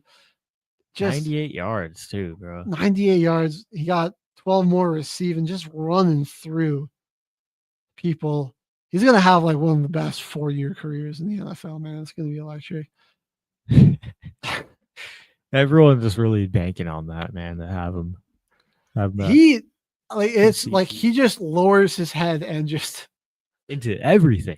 It's full on like head trauma every time he gets contacted. But I think DeMario Davis described him perfectly again when he was playing against us. He's like a bad little kid, just running around, knocking stuff over, always just the most rambunctious guy on the field. He's got the most insane energy. He's ready to run through a brick wall. It's like what, like the energy him and Dart bring, man. Like it's got this whole Giants team energized. And like, if you got this defense energized, I mean, it's actually kind of a scary defense. Like, yeah, again, I love like Bobby Okereke, one of the most underrated off-ball linebackers in the league. That guy's a tackle machine, pretty solid in coverage. He can destroy in the run game. I think potentially the best defensive line. Brian, I got to give it just to the Broncos because of all their sacks, but like Brian Burns is elite. He's been one. He's looking like OG, like prime pass rush Brian Burns right now on the Giants. Abdul Carter hasn't quite gotten it going yet, but I believe he'll get there. Dexter Lawrence is a menace in the run game, but I guess Kayvon Thibodeau, he like the way he's stepped up as like a defender against the run, he's leaps and bounds ahead of where he was last year. Oh yeah, and he's still a good pass rusher too. So like that's been kind of the unsung hero on the defensive line for them. And I think like Paulson Adebo, Drew Phillips, like great. Debo is a great pickup, and then Phillips. This guy's been really solid for him. They're bringing in Javon Holland. I like it, man. If that defense has got something to play for, because that offense on the other side is getting them fired up and everything. I mean, the Giants are they're kind of a good team, man. They're just they're kryptonites. They just got like nobody in the skill position really behind Scadabo. I mean, Wan'Dale Robinson's having a nice year. But that's only because Neighbors is getting hurt. Yeah, if like Neighbors didn't get hurt, I think this team would be even scarier, but it's going to be tough for them to win some games. But and then they got to go on the road to Denver. We'll see. Dart's been great at home for the Giants, but he looked like had 5 turnovers on the road. So again, we'll see that. But I mean, regardless of how this season goes, like you can just see with like New York, like you've got something special here. So it's something to hang your hat on. They had a great game. Big win for the Giants. Probably split that series with the Eagles this season. To go and play them in Philly, it's probably going to be a different story. But who knows, man? So later on in the season, man, Giants could be rolling. Now we got to talk about one of the most, surprising starts to the season. I'll be the first to admit did not think this would have any chance of happening. But 5-1 Indianapolis Colts. Man, honestly, their offensive line going under the radar for that long, dude. They're actually way better than I really thought. They just don't have the biggest name guys. And their quarterback position was a big issue. Their locker room was a big issue. But really, once they got all that stuff figured out, this was a team. Right. This is a team right here. I mean, the defense did struggle a little bit in this one. But that's only because Kyler Murray didn't play. If Kyler Murray played, this is... Well, and it was kind of like up in the air all week and if he was going to play. So I think they were ready. I don't think they really thought Jacoby Brissett was going to play. And so it seemed like, the game plan didn't quite involve Brissett as much as it did Kyler. And despite that, I mean, they got a stop when they needed, and then Indiana Jones, he led that team down the field. Jonathan Taylor he's just having an elite season. He killing it. Is also kind of an MVP candidate, if we're being real. He won't win it because they won't give it to a running back anymore. But like Jonathan Taylor, MVP candidate. At least he's yards. He's OPOY front runner. Rushing touchdowns, leading the league in carries. And he's doing all this with only 5.2 yards a carry, which is honestly solid. That's really kind of good, what you're looking for on a run. Well, and just like considering the sheer volume that he has, like averaging 5 yards a carry. I mean, that's with 115 carries. That's good. Yeah, like that's leading the league in carries and yards. It's really good. I mean, that just means like on average, when he touches it, which is a lot, the Colts are in 2nd and 5. Basically, or they're picking up 5 yards. Like that's getting them in positive yardage situations. Yeah, you'll take that. Keep them in front of the sticks. And they're really just playing to their strengths too. Daniel Jones having clean pockets all day, dude. I mean, if Daniel Jones only being pressured a few times in this game is the main reason that the Cardinals lost. Because we saw what happened when those Giants offensive lines were absolutely horrible. When they first drafted Devin Neal as a rookie, and Daniel Jones was getting attacked and just giving away interceptions. They got him protected. He's able to make the right decisions and the right read in the pocket. And anytime he needs to, turn around, hand it off to 28 for 5 yards. To keep your team in front of the sticks the whole game. They don't even need to punt. All right, and as we're going through, I gotta through some of these games. I'm gonna be writing down some names, and I want you to tell me if you can figure out what the list is. But first, I got Jonathan Gannon. Oh man, I think he should be fired. They looked a little bit better with Brissett in the game, but that is a very, very old quarterback in this league. My next guy, as we go over to the Chargers-Dolphins game, is Mike McDaniel. Oh man, McDaniels. I don't think so yet. Miami's special teams, their defense kept them in it for a good chunk of this game. But it's literally like Tua is the biggest thing holding them back right now. 3 interceptions in this one. He's just been terrible all year. He's not processing like he used to. That the anticipation, the throwing, it's not there. Devon Achane played his A off in this one. He had another 128 yards and 2 touchdowns. Jalen Waddle had a great game in this one. Like I said, the defense was great until Jalen Phillips. It's tough to say it, but I think he's washed, man. He's hasn't really had a great comeback after that injury, dude. Had Herbert dead to rights on what was like a 3rd down, 2nd down. It would have really put the Chargers in a bad situation. Instead, Herbert gets out of it, hits Ladd McConkey, gets some yak into easy field goal range when you got Dicker, the kicker, back there. And they just won it easily. Man, I think Tua might be the one to go instead of McDaniels. Dude, seriously, because their play calling this season hasn't been horrible. Who's the Dolphins' backup? It's Zach Wilson. I think like if Mike McDaniels wants a chance to save himself, he's got to bench Tua, dude. Yeah. Tua's been terrible this year. Let me pull up his stats. He's like, it's like him and Geno are like atop the league. Leading in picks. Geno has like 9 or 10, and Tua has 7. Tua's got 7. He's top 5 in passing touchdowns right now. But at the same time, your team is 1-5. Having 11 passing touchdowns still isn't getting your team anywhere close to a chance to win. I mean, there was a good portions of this game where the defense was locking down the Chargers. It's like if you take away those 3 interceptions with how Miami played, like those gave LA a lot of opportunities. Like take away those interceptions, like how different of a game is this where LA is not getting some shorter fields and better opportunities off all these takeaways. Yeah, you probably don't have a scoreless third quarter if you don't have, take away an interception in there. It's nice to see Ladd McConkey's getting more involved for LA too. I think that, save Mike McDaniel's job, bench Tua, get Zach Wilson out there. Because the play calling, honestly, they got Devon Achane the ball enough in open space for him to make a play.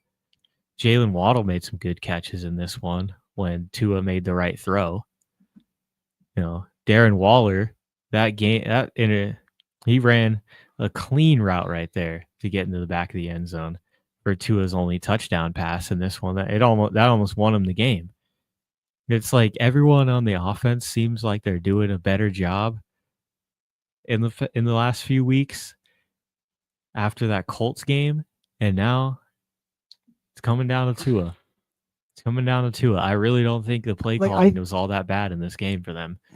Like, it's good play calling. Like I said, special teams and defense plays pretty good games. Like a lot, and like even other aspects of the offense, the run game was pretty good. They did put up a good amount of yards through the air, but it's the interceptions, and it's like Tua's just. Why do they interview him like he's the coach after the bad game reads, too? Man. Like Tua, I swear they interviewed Tua post game, and it's like they're trying to ask questions to Mike McDaniels. It's weird. It's like, how much of the reins does Tua have to this team? If he's the one in this media, like talking about who he's putting the blame on his team. That's what Tua did in the post game interview. Like similar to how a coach would kind of call out his players. That is exactly what Tua was doing after he was 21 of 32 with 3 picks. Right. He's like talking about how it's like, it's a team effort. We got to do better. It's like he's saying there's guys showing up late to the players only meetings. You might be showing up late. I think you're one of the guys that's showing up late to these meetings. You threw 3 picks. Don't respect you as a leader, bro. You're not stepping up. You gotta, dude. It's like I think a lot of guys are like, I don't want to get in the meeting with this dude because like he's costing us a lot. I mean, like that Bills game, I think back to where they were right in that, and he threw out late interception. He had late interception against the Patriots. It's just like he gets careless with the ball in the worst moments. It's a tough situation for Miami because a lot of people don't really like Mike McDaniels. I mean, I think he's still going to get fired. I think he is too. He's going to be an absolute demon offensive coordinator for whichever team hires him, though. Hey, let's bring all Ferris Bueller over to the Saints. Bring him back to Denver, man. That would be pretty cool. That would be a pretty cool homecoming. Yeah, man. Get my boy Mike McDaniels home. He just reminds me of Ferris Sean Payton Bueller. Needs a new play caller. I don't know who our other OC is, but like let Sean Payton and Mike McDaniel. Dang, my bad. Get together and just cook up with some play calls. Yeah. Because going on down to that next game, hot take of the week, Kellen Moore is the best Saints head coach of all time. I really think so. The 1-5 record? With the 1-5 record. Because what happened when Sean Payton got a bad roster with New Orleans? He retired. Kellen Moore goes into the meetings yesterday with the media, our media day, and he blamed this game on himself. He said he took all the accountability for this loss. He said that he's going to do a better job at coaching these guys to not miss out on opportunities. That was music to my ears. To have your coach go out there and not throw his entire team under the bus when Olave had 2 opportunities for a touchdown that he dropped in this game. We had 2 fumbles in this game from guys on our team that make a lot of money. Olave, first round draft pick, misses out on 2 deep balls that could have been a touchdown and fumbles in the third quarter when we're down on a big time third down too. On a big time third down, fumbles trying to outstretch the ball when he could have just went down. in a situation where we would have been in 3 and 4 down territory, we probably would have went for it on that 4th down. He should have just went down and we would have went for it, and we'd probably either go for it and get it or not. Like, I'd rather give us a better chance than just fumble and give the offense right back. And the defense too. The fact that he can take the blame in this game when our corners were getting torched all up and down the field. Look at the receiving stats too for them. Stephon Diggs had 3 catches for 28 yards. So the Saints got beat by Kayshon Boutte, Demario Douglas, and Matt Collins had some good. His 2 catches were big time catches on 3rd down for the Patriots. But Booty, we got beat by Kayshon Boutte and Demario Douglas. He like mossed those DBs on like both of his touchdowns. It was like, how can we be so good at the point of attack and be letting stuff go over the top? That is just insane. Like, especially New England's running game was basically non-existent. Anytime they ran the ball, we stuffed it. Anytime they ran out to pass, it could have been 3rd and 77, bro. The Patriots were converting on the Saints. It could have been 3rd and 90 from their own 1-yard line. They're converting. Dude, Ramondre, 13 carries for 18 yards. When are you just going to let Travion Henderson take over as RB1 Vrabel? He gives you way more in the passing game. That's one thing. On the other side of the ball, they're kind of missing a run game with the Patriots. And I think the answer is literally just Travion Henderson. Just try a different guy. Like, just a different player.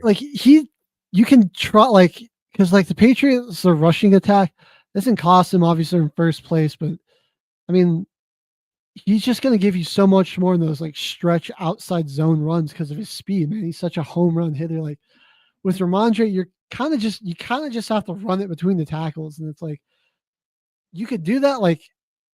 If you were going to try to split carries, try to get Henderson outside, because that's the other problem is that they just also try to run him right up the middle most of the time.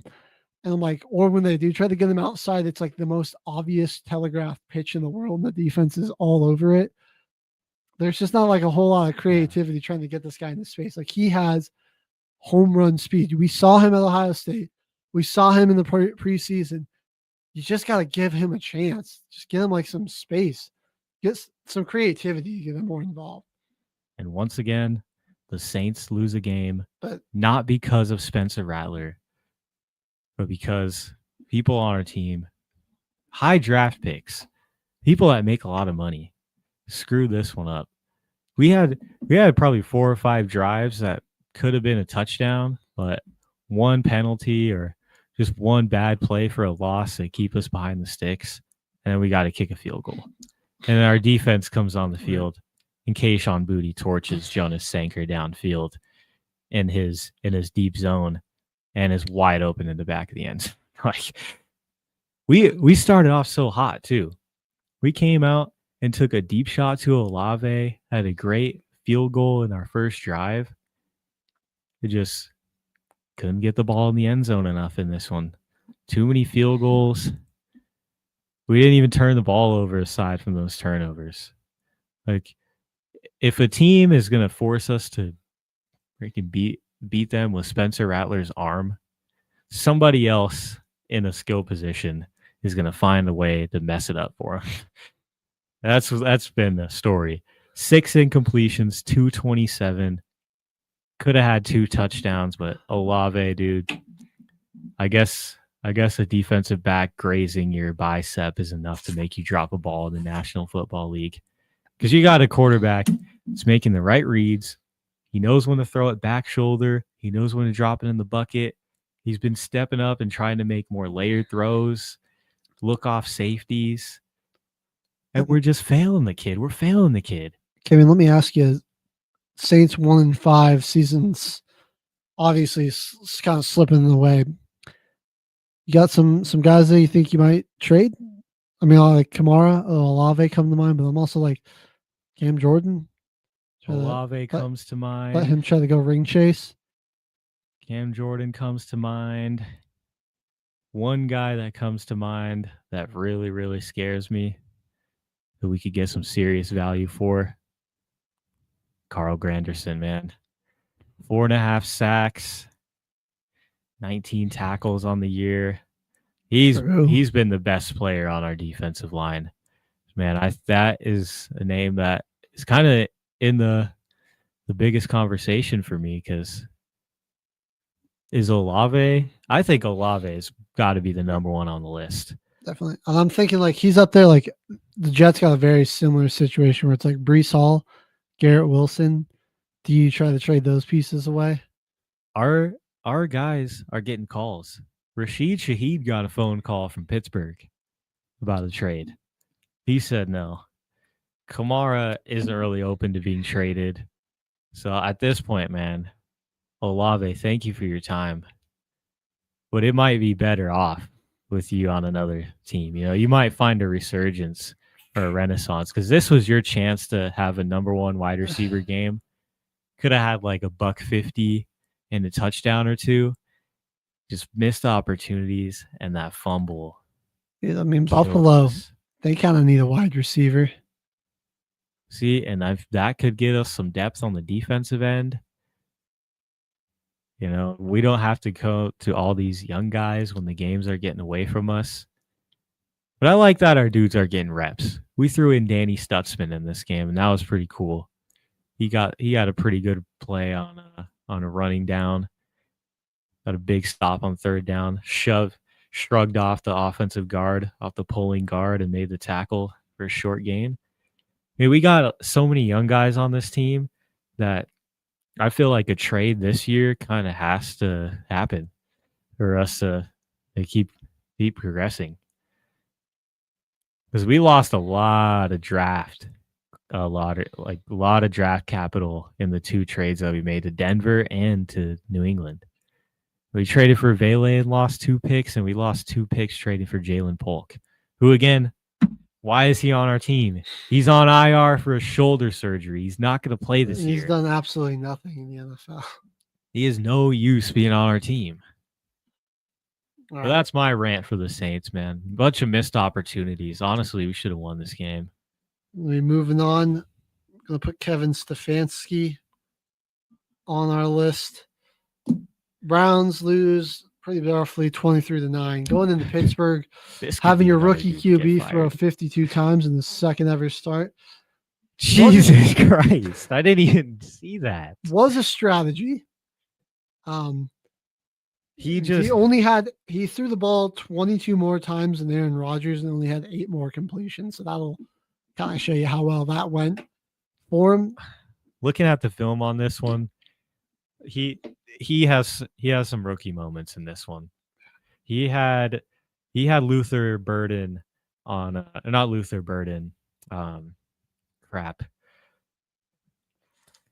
Isaiah Bond. Isaiah Bond. He had Isaiah Bond on a nice China route where he just went out back in, but he threw the ball back shoulder, causing Isaiah Bond to have to jump backwards and reach out with one hand to try and catch the pass. It's like he just missed a few throws that would have probably kept him this game a little bit closer. But man, Aaron Rodgers was going crazy in this game. 21 of 30, 2 touchdowns. This is vintage AFC North football because it was like both teams have really great defenses that controlled the tempo for a lot of this one. But Pittsburgh, just a better team, got more talent on the offensive side of the ball. They eventually broke through for a couple of scores to pull away from this one and get the victory. Yeah. I mean, that's like Pittsburgh is just good. This will probably be the way they win a lot of these games. It won't be super flashy on the offensive side of the ball, but Rodgers he's very capable of putting together a couple of nice drives. Your defense is going to hold teams to low amounts of points. That'll be how they win a lot of their games this year and probably how they win the AFC North. It's just a gross thing to be saying at this point in the season. I can't believe we are. But it is unfortunate, but here we are. Those Ravens being 1-5. Oh man.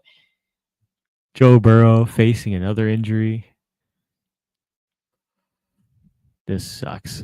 Cleveland's Cleveland. Pittsburgh. Speaking of those Ravens, let's get into this game. It's windy and rainy and just an ugly game.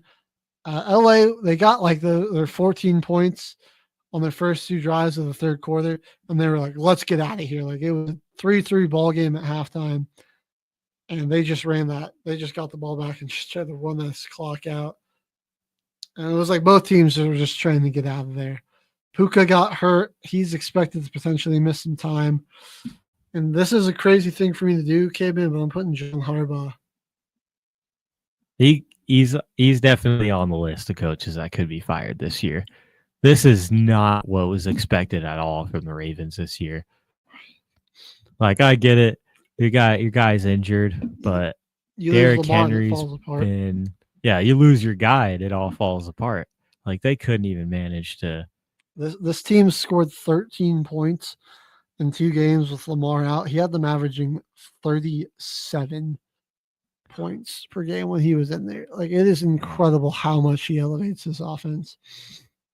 He should have been MVP last year. We've got to love you, Josh, but you got to take away your MVP. It's clear that Lamar was a lot more valuable to his team. Yeah, nobody wanted the football in this one. You had 3 fumbles for the Rams, 2 for the Ravens. You had an interception by what's his name? Quentin Lake. Cooper Rush through the interception.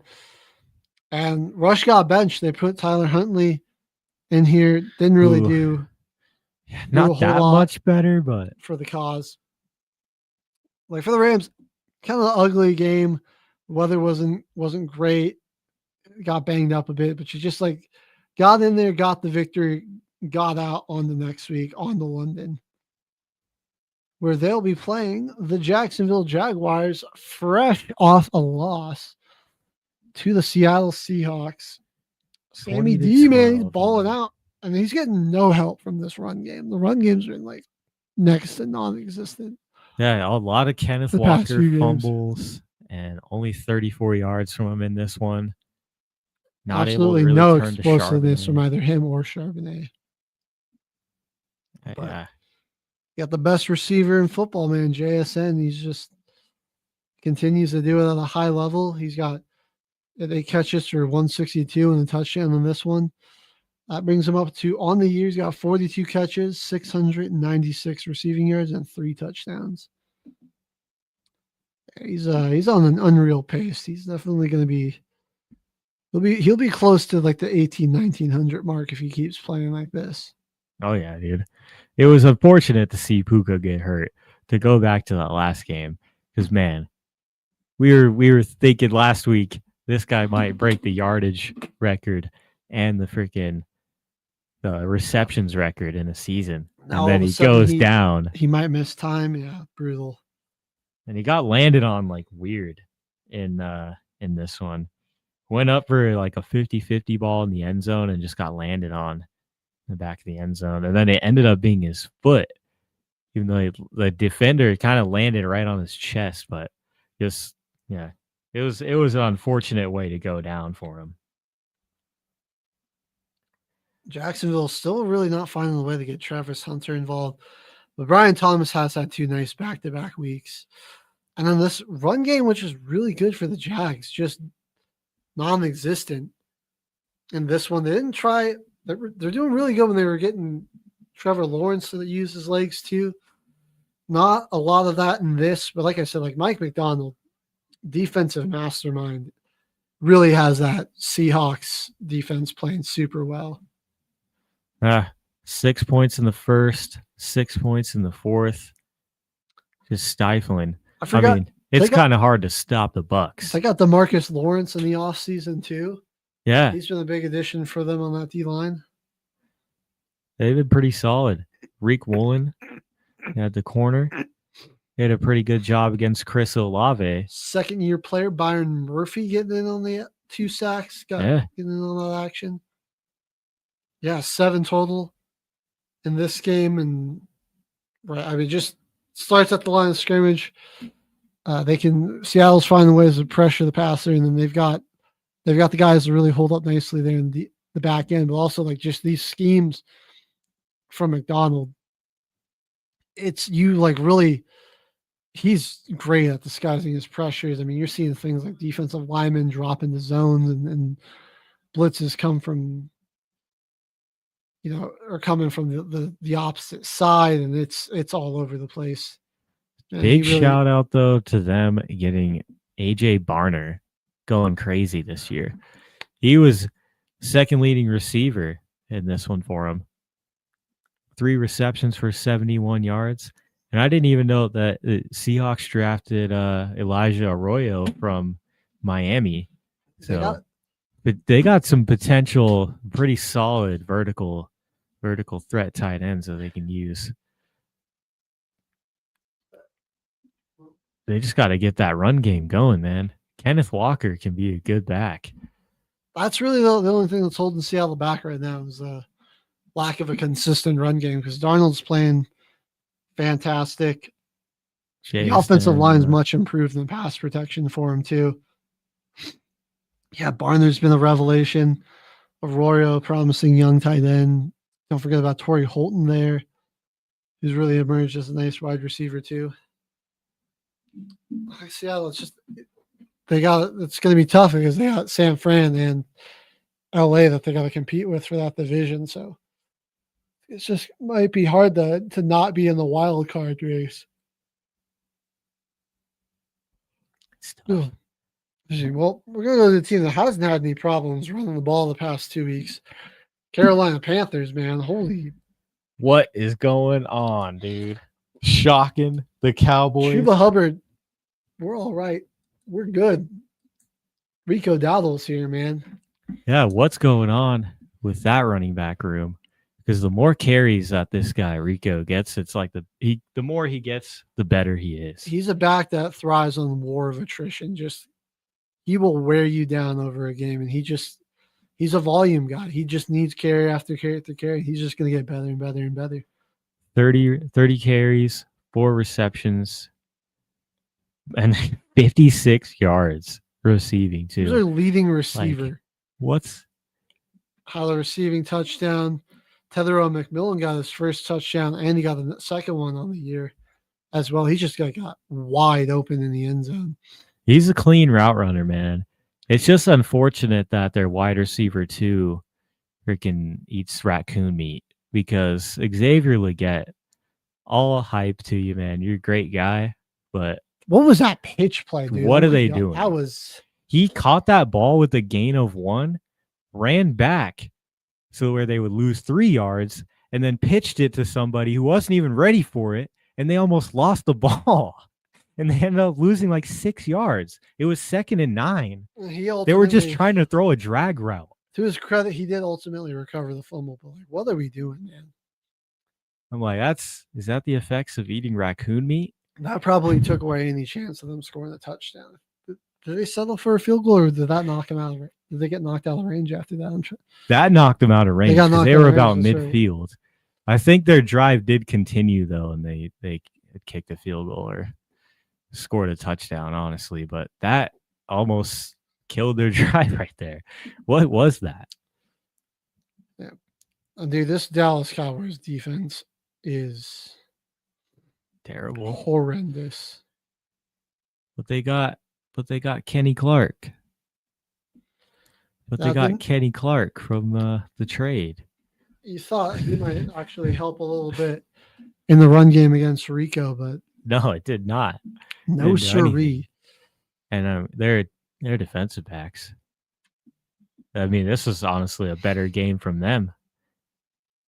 No one really was able to get any good yardage except for Rico Dowdle out of the backfield. And some of the holes that Rico just ran through that game, you're like, oh, how is he getting this much space through the first wave going through the line of scrimmage? Fantasy hero. Excuse me. If anyone has them, that's back-to-back 30-point weeks from Rico He's Dowdle. been so clutch. The last person you would expect to do it on the last team you would expect who would doing what they're doing. 3-0 at home, like you were saying earlier. 3-0 at home. Panthers are going to be a competitive team this year. I can't wait until these NFC South divisional matchups come in here. We're going to see some real dogfights. It's either going to be like they should have flexed it to Cartoon Network, or it'll be one of the best games of the year.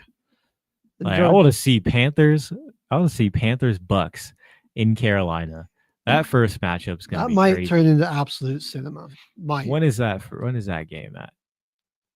Wow, they don't play in Carolina until close to Christmas time. George Pickens versus Jerry Jones for contract dispute this offseason is going to be cinema, because Pickens is having an incredible year at 168 and a touch in this one. That guy's just pure comedy out there on the field. He hurdled one guy earlier in the game, so then he kept trying to do it. Like at one point when he just like put the ball, he was running down the field, put the ball in his left hand, just holding it like a loaf of bread, and then just smacked the Panthers defender trying to stiff arm him, just smacked that guy across the face before running out of bounds.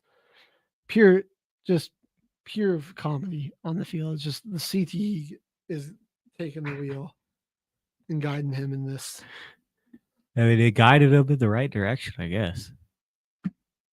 All right. Should we go to this Titans-Raiders game? I'm yawning because this is a snooze fest, because Gino still had a pick in this one. Surprise, surprise. At least it wasn't 3. Genti had to grind it out for yards, 23 of 75. I mean, it's just the Titans on the offensive side of the ball have Cam Ward and a hope, a dream. Yep, hope and a dream. A prayer. And I mean, their defense is lucky that they have Jeffrey Simmons, because that's probably the sole reason that Genti had to fight for his life to get 75 yards in this one, because the Raiders' offensive line is very, very weak. I think that's why everybody kind of was lost a lot of hype in Genti's, because the Raiders' offensive line is not ready to. They've been terrible. Ready. They a lot of like just blown assignments, poor communication. But it was good. They're good enough to get the victory this week. I mean, Vegas's defense made the difference in this one with Max Crosby. That's really what it was, being disruptive. Yeah, do you have 2 sacks in this one? Got a TFL, a couple of TFLs as well. So, I don't know. There's not really too much else to say. It's just a bad game between 2 really bad teams. Brian Callahan got fired. That was, bound to happen. Not surprising. He's the first coach to go. But I mean, I think the GM's probably gone, man. I mean, Callahan, the way they've fired. lost talent and have just failed miserably to replace it. I mean, this is just like. And then the way that Mike Vrabel coached against the Saints, huge mistake. The way that Mike Vrabel coached the Patriots against the Bills, huge mistake for them to fire him, dude. Huge mistake for them to move on from what they had in those teams, because, man. Lost an incredible coach. I mean, like, it's not his fault the team's struggling when, you lose, like, the solid quarterback you had in Tannehill. You trade away A.J. Brown for peanuts. You get rid of Kevin Byard for a bag of potato chips. Derrick Henry walks in free agency. Like, what are you guys doing? Like, you don't replace any talent.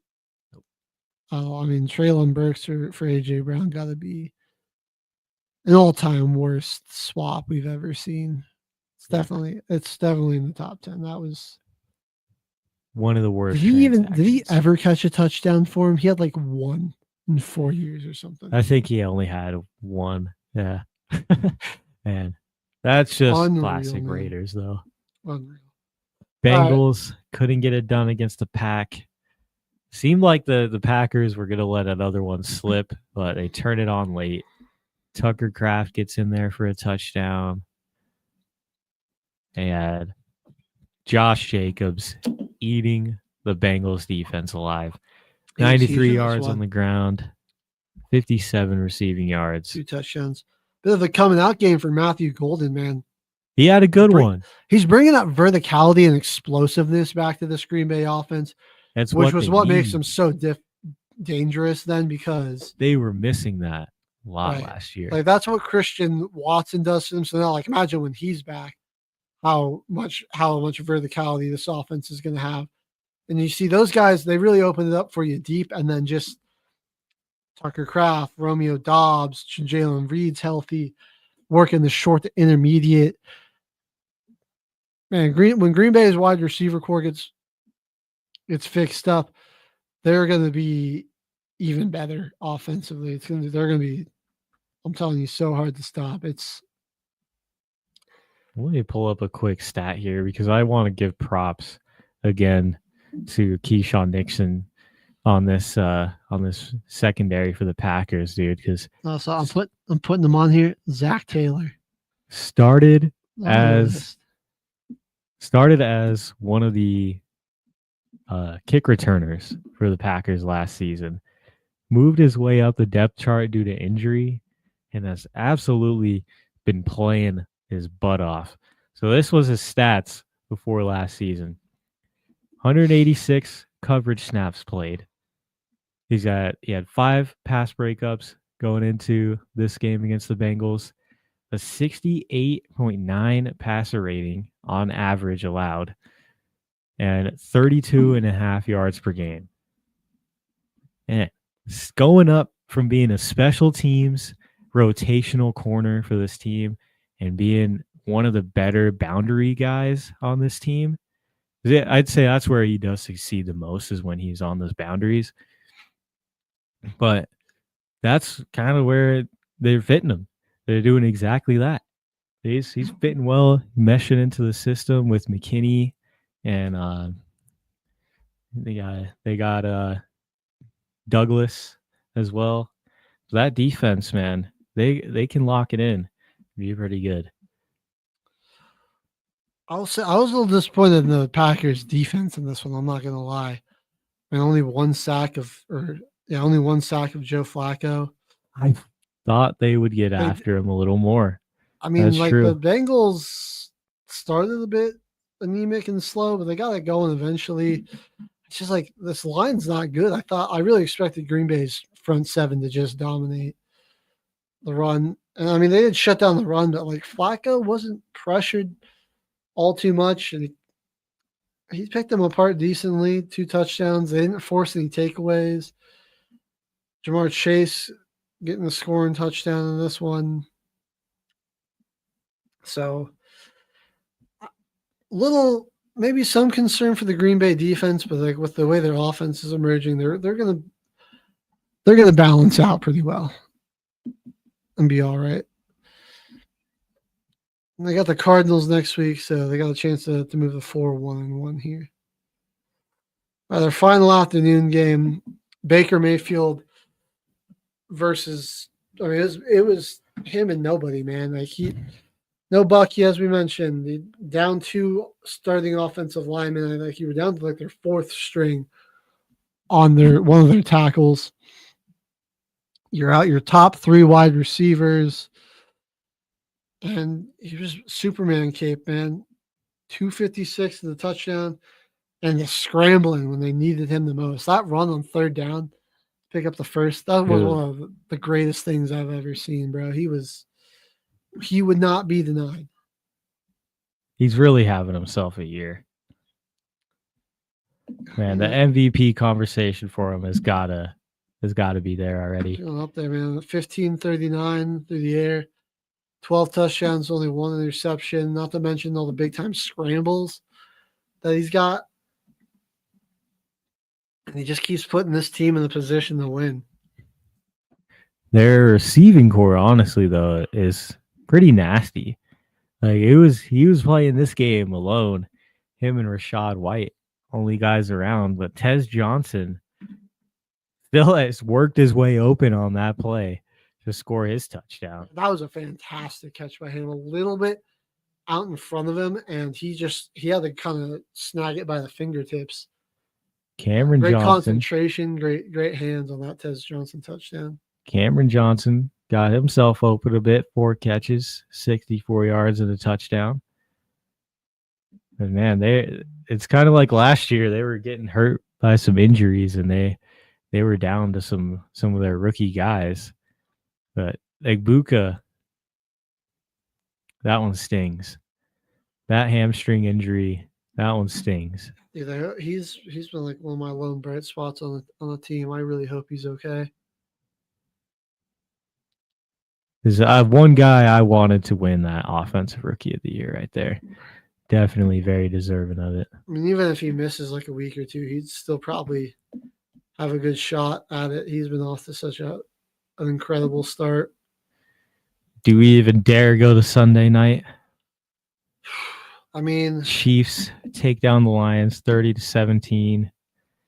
Patrick Mahomes. I mean, I hate to say it.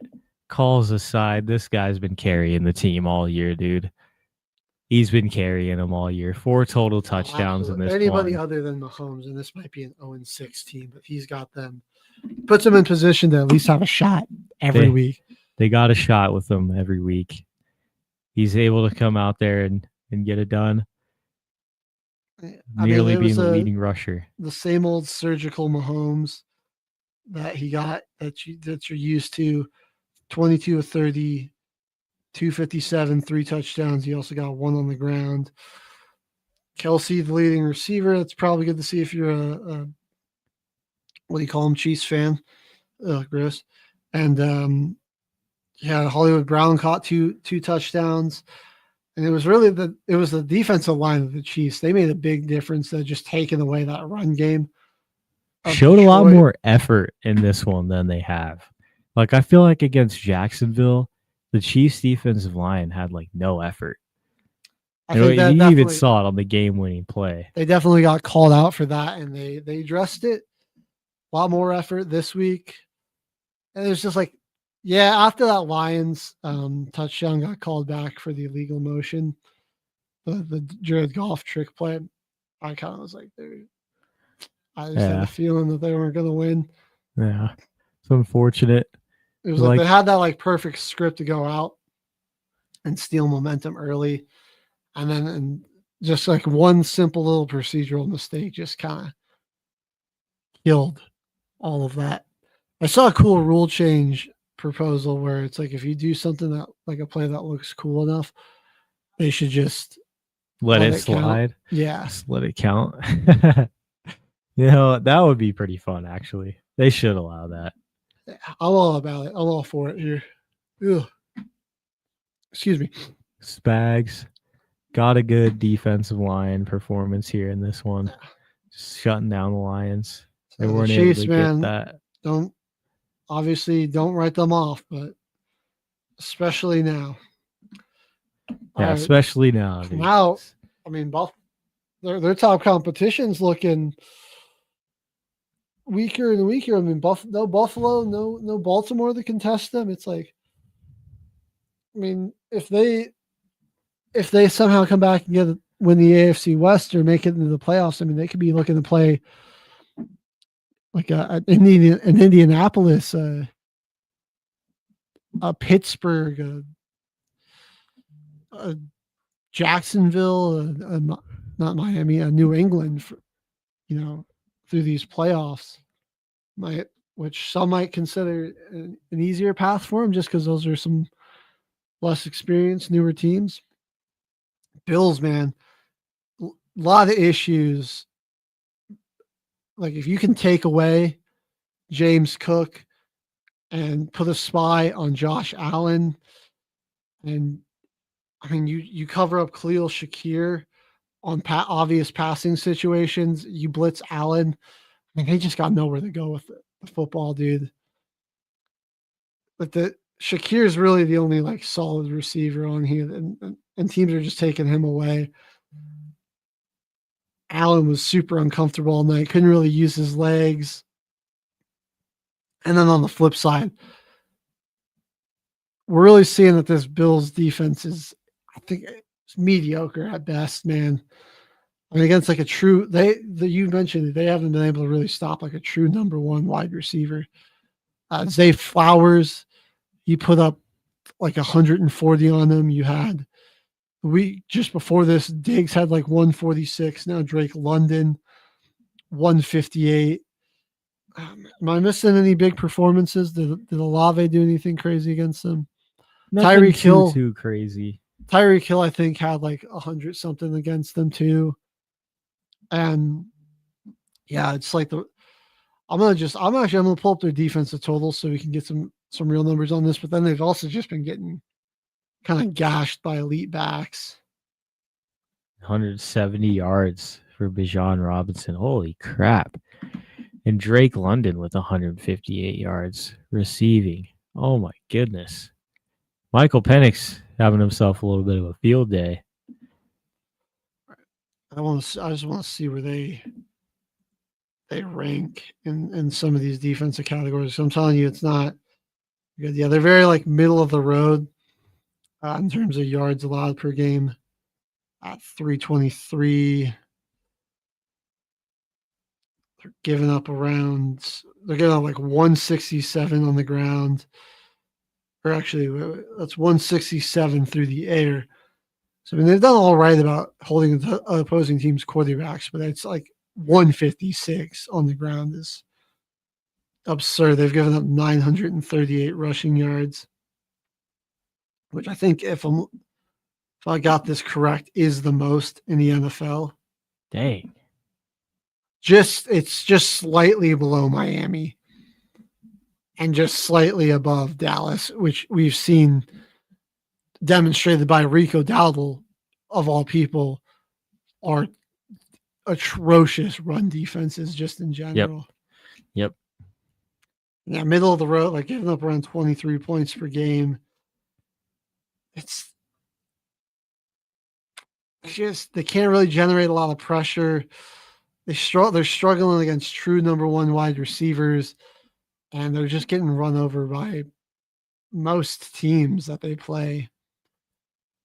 Like it's mediocre defense, and now it's like teams are kind of figuring out like key in on Josh Allen, get some pressure on him, and you can be super disruptive. Atlanta and New England, I think both exposed that on a pretty big stage. Like uncharacteristic 2 interception game for Josh Allen. And like you were saying, man, it's uncharacteristic. I'd kind of say uncharacteristic for this Falcons defensive line to get a whole lot of pressure.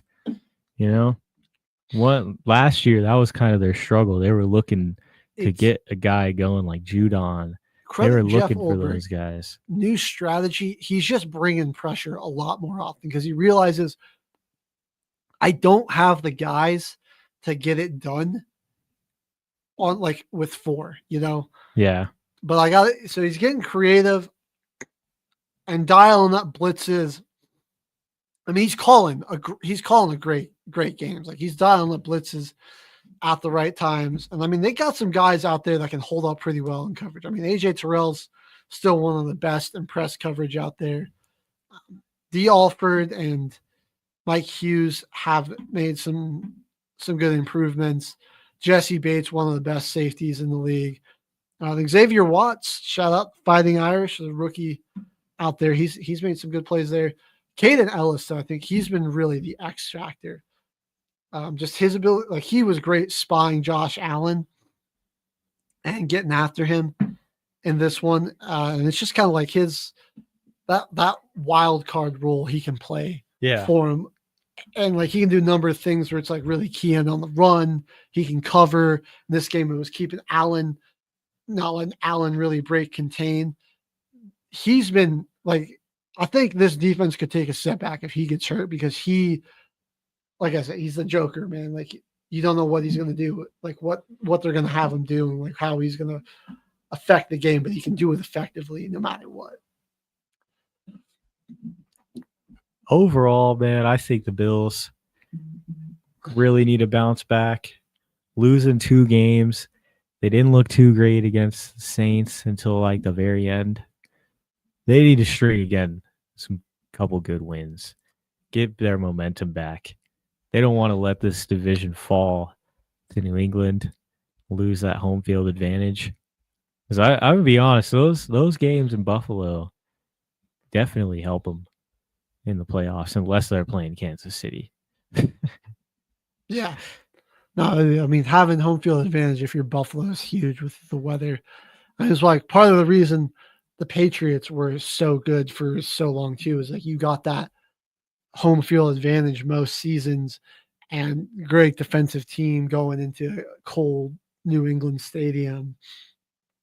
Right. And like Brady, he could play like the style of football offense that he could just kill you with was the short, quick passing game, which was super effective against in those grinded out type of defensive games to generate some offense. Yep. All right, our final game of the week. The Bears and the Commanders. Washington, I mean, really should have won this one. But Yeah. Chicago, one of those teams, when they find a way to hang around, and you commit one too many mistakes, they'll capitalize on it. 3 turnovers in this one for the Commanders, a couple of fumbles. Jaden threw an interception. The interception came on what looked like a very promising scoring drive, too. I know. That in was the red close. zone. He just got a little too aggressive throwing over the middle. And then, the Krosky Merritt fumble. I didn't know they was raining in this game as well. Well, that was just a mishandled handoff there to Merritt from Daniels. The first one was his fault. The first one was on him. The second one was kind of just balls wet. But that fumble allowed Chicago to score a touchdown, and so they were able to go up 13-0. Commanders were able to answer, but then it is that second fumble, and that was like partially on Jaden because you just never got the Merritt cleanly. I mean, that ball was out of his hands before it even got touched to it. Jacory. It bounced off of him in a weird way. Chicago gets it, and I mean, Jake Moody, of all people, is the MVP of this. The resurgence game. His only missed kick was because they couldn't block for the guy, and they swatted his kick. Dude, resurgence. I mean, he was. We'll take out the block 4 for 4, hit a long of 48, hit the game winner, man.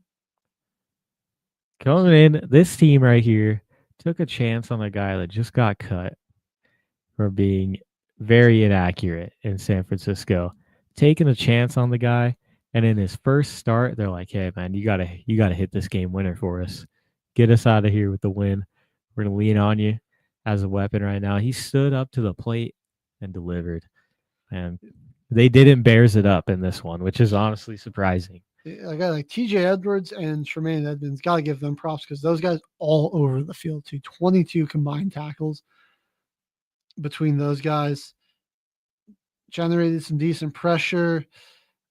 I mean, they weren't like super explosive in the passing game, but they did enough combined run and pass to really put together some solid drives. Probably DeAndre Swift's best game in a long while, the 108 on the ground, plus he had 67 in the air. And the big receiving touchdown. That receiving touch, dude. Who are those DBs for the Commanders on that touchdown play, dude? Just one of them got torched after DeAndre Swift broke a tackle. So he's pretty much starting from not even moving. He got a full head start on the guy, and he still couldn't make the tackle. Walks in the end zone. Man. This game had some pretty crazy plays, though. Broken coverage, like Luke McCaffrey's touchdown in this one. He was wide That open. was just good play calling. I mean, they pulled that whole defense up there. I mean, Luke sold it like he was blocking. And as soon as everybody committed to going up, he just leaked out. So that was that. I'll even consider that perfectly blown coverage. That was just a perfect play call that fooled the defense. Dan Quinn and Ben Johnson going at a little offensive battle here. Yeah, it was a good game. Cliff Kingsbury involved in that that Commanders offense heavily. Can't forget about him. Like I said, Caleb is showing some real signs of maturity. Oh, definitely. Just throwing the ball away, doing better about protecting it. And yeah, just like not taking bad sacks, getting the ball out of his hands generally a little bit quicker. Didn't light it up on the stat sheet by any means. 2 total touchdowns. He had a rushing plus 252 and 1 through the air. So I mean, like that was a pretty good game from him overall, and the type of football game that this was. And he just didn't make like any of the critical mistakes. And like that's what's something a little different of this Bears team is they're not like the mistakes aren't piling up against them, man. It's helping them stay in it, you know? Yeah. It's been the other teams making the mistakes. I mean, two good road wins that they got here. Come home, you get a home game against the Saints, looking to go 4-2. Keep pacing that very competitive NFC North, which at this point still doesn't have a team with a losing record. The Vikings they're on bye, but they're what, 3-2 or 3-3? I think they're 3-2. Right. Vikings are 3-2 after their win against the Browns in London last week. I mean, the Packers are 3-1-1. Lions are 4-2. Man, I mean, like the Lions got Tampa Bay next week, so they could drop one. Green Bay will still probably beat the Cardinals, but again, you'll have more wins than them technically. The Vikings got the Eagles, which, I mean, I'm feeling a little bit better about them taking them on, especially at home now. I mean, I feel like there's a good chance that they win that one. So Chicago got a good chance, though, to all of a sudden be at the top of the NFC North. Wouldn't that just be the damnedest thing? But honestly, I don't really see past that. It could be happen. The case. It really could. All right, we've reached the 12 o'clock hour, so that's going to do it for our show today. We'll be back tomorrow with another episode of Till the Final Whistle, normal edition.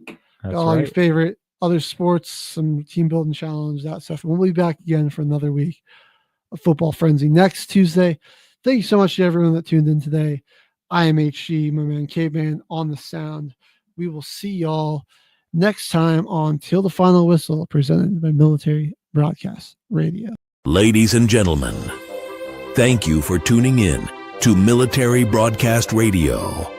As we wrap up today's show, we want to remind you that the podcast of today's episode will be available right after we go off the air. So if you missed any part of the show or want to listen again, be sure to check it out. And remember, we're here to support and honor our veterans. Your stories and experiences matter, and we are committed to giving you a platform to share them. That's right. We're here to give our veterans a voice. So don't forget to catch the podcast and stay connected with us. Giving our veterans a voice.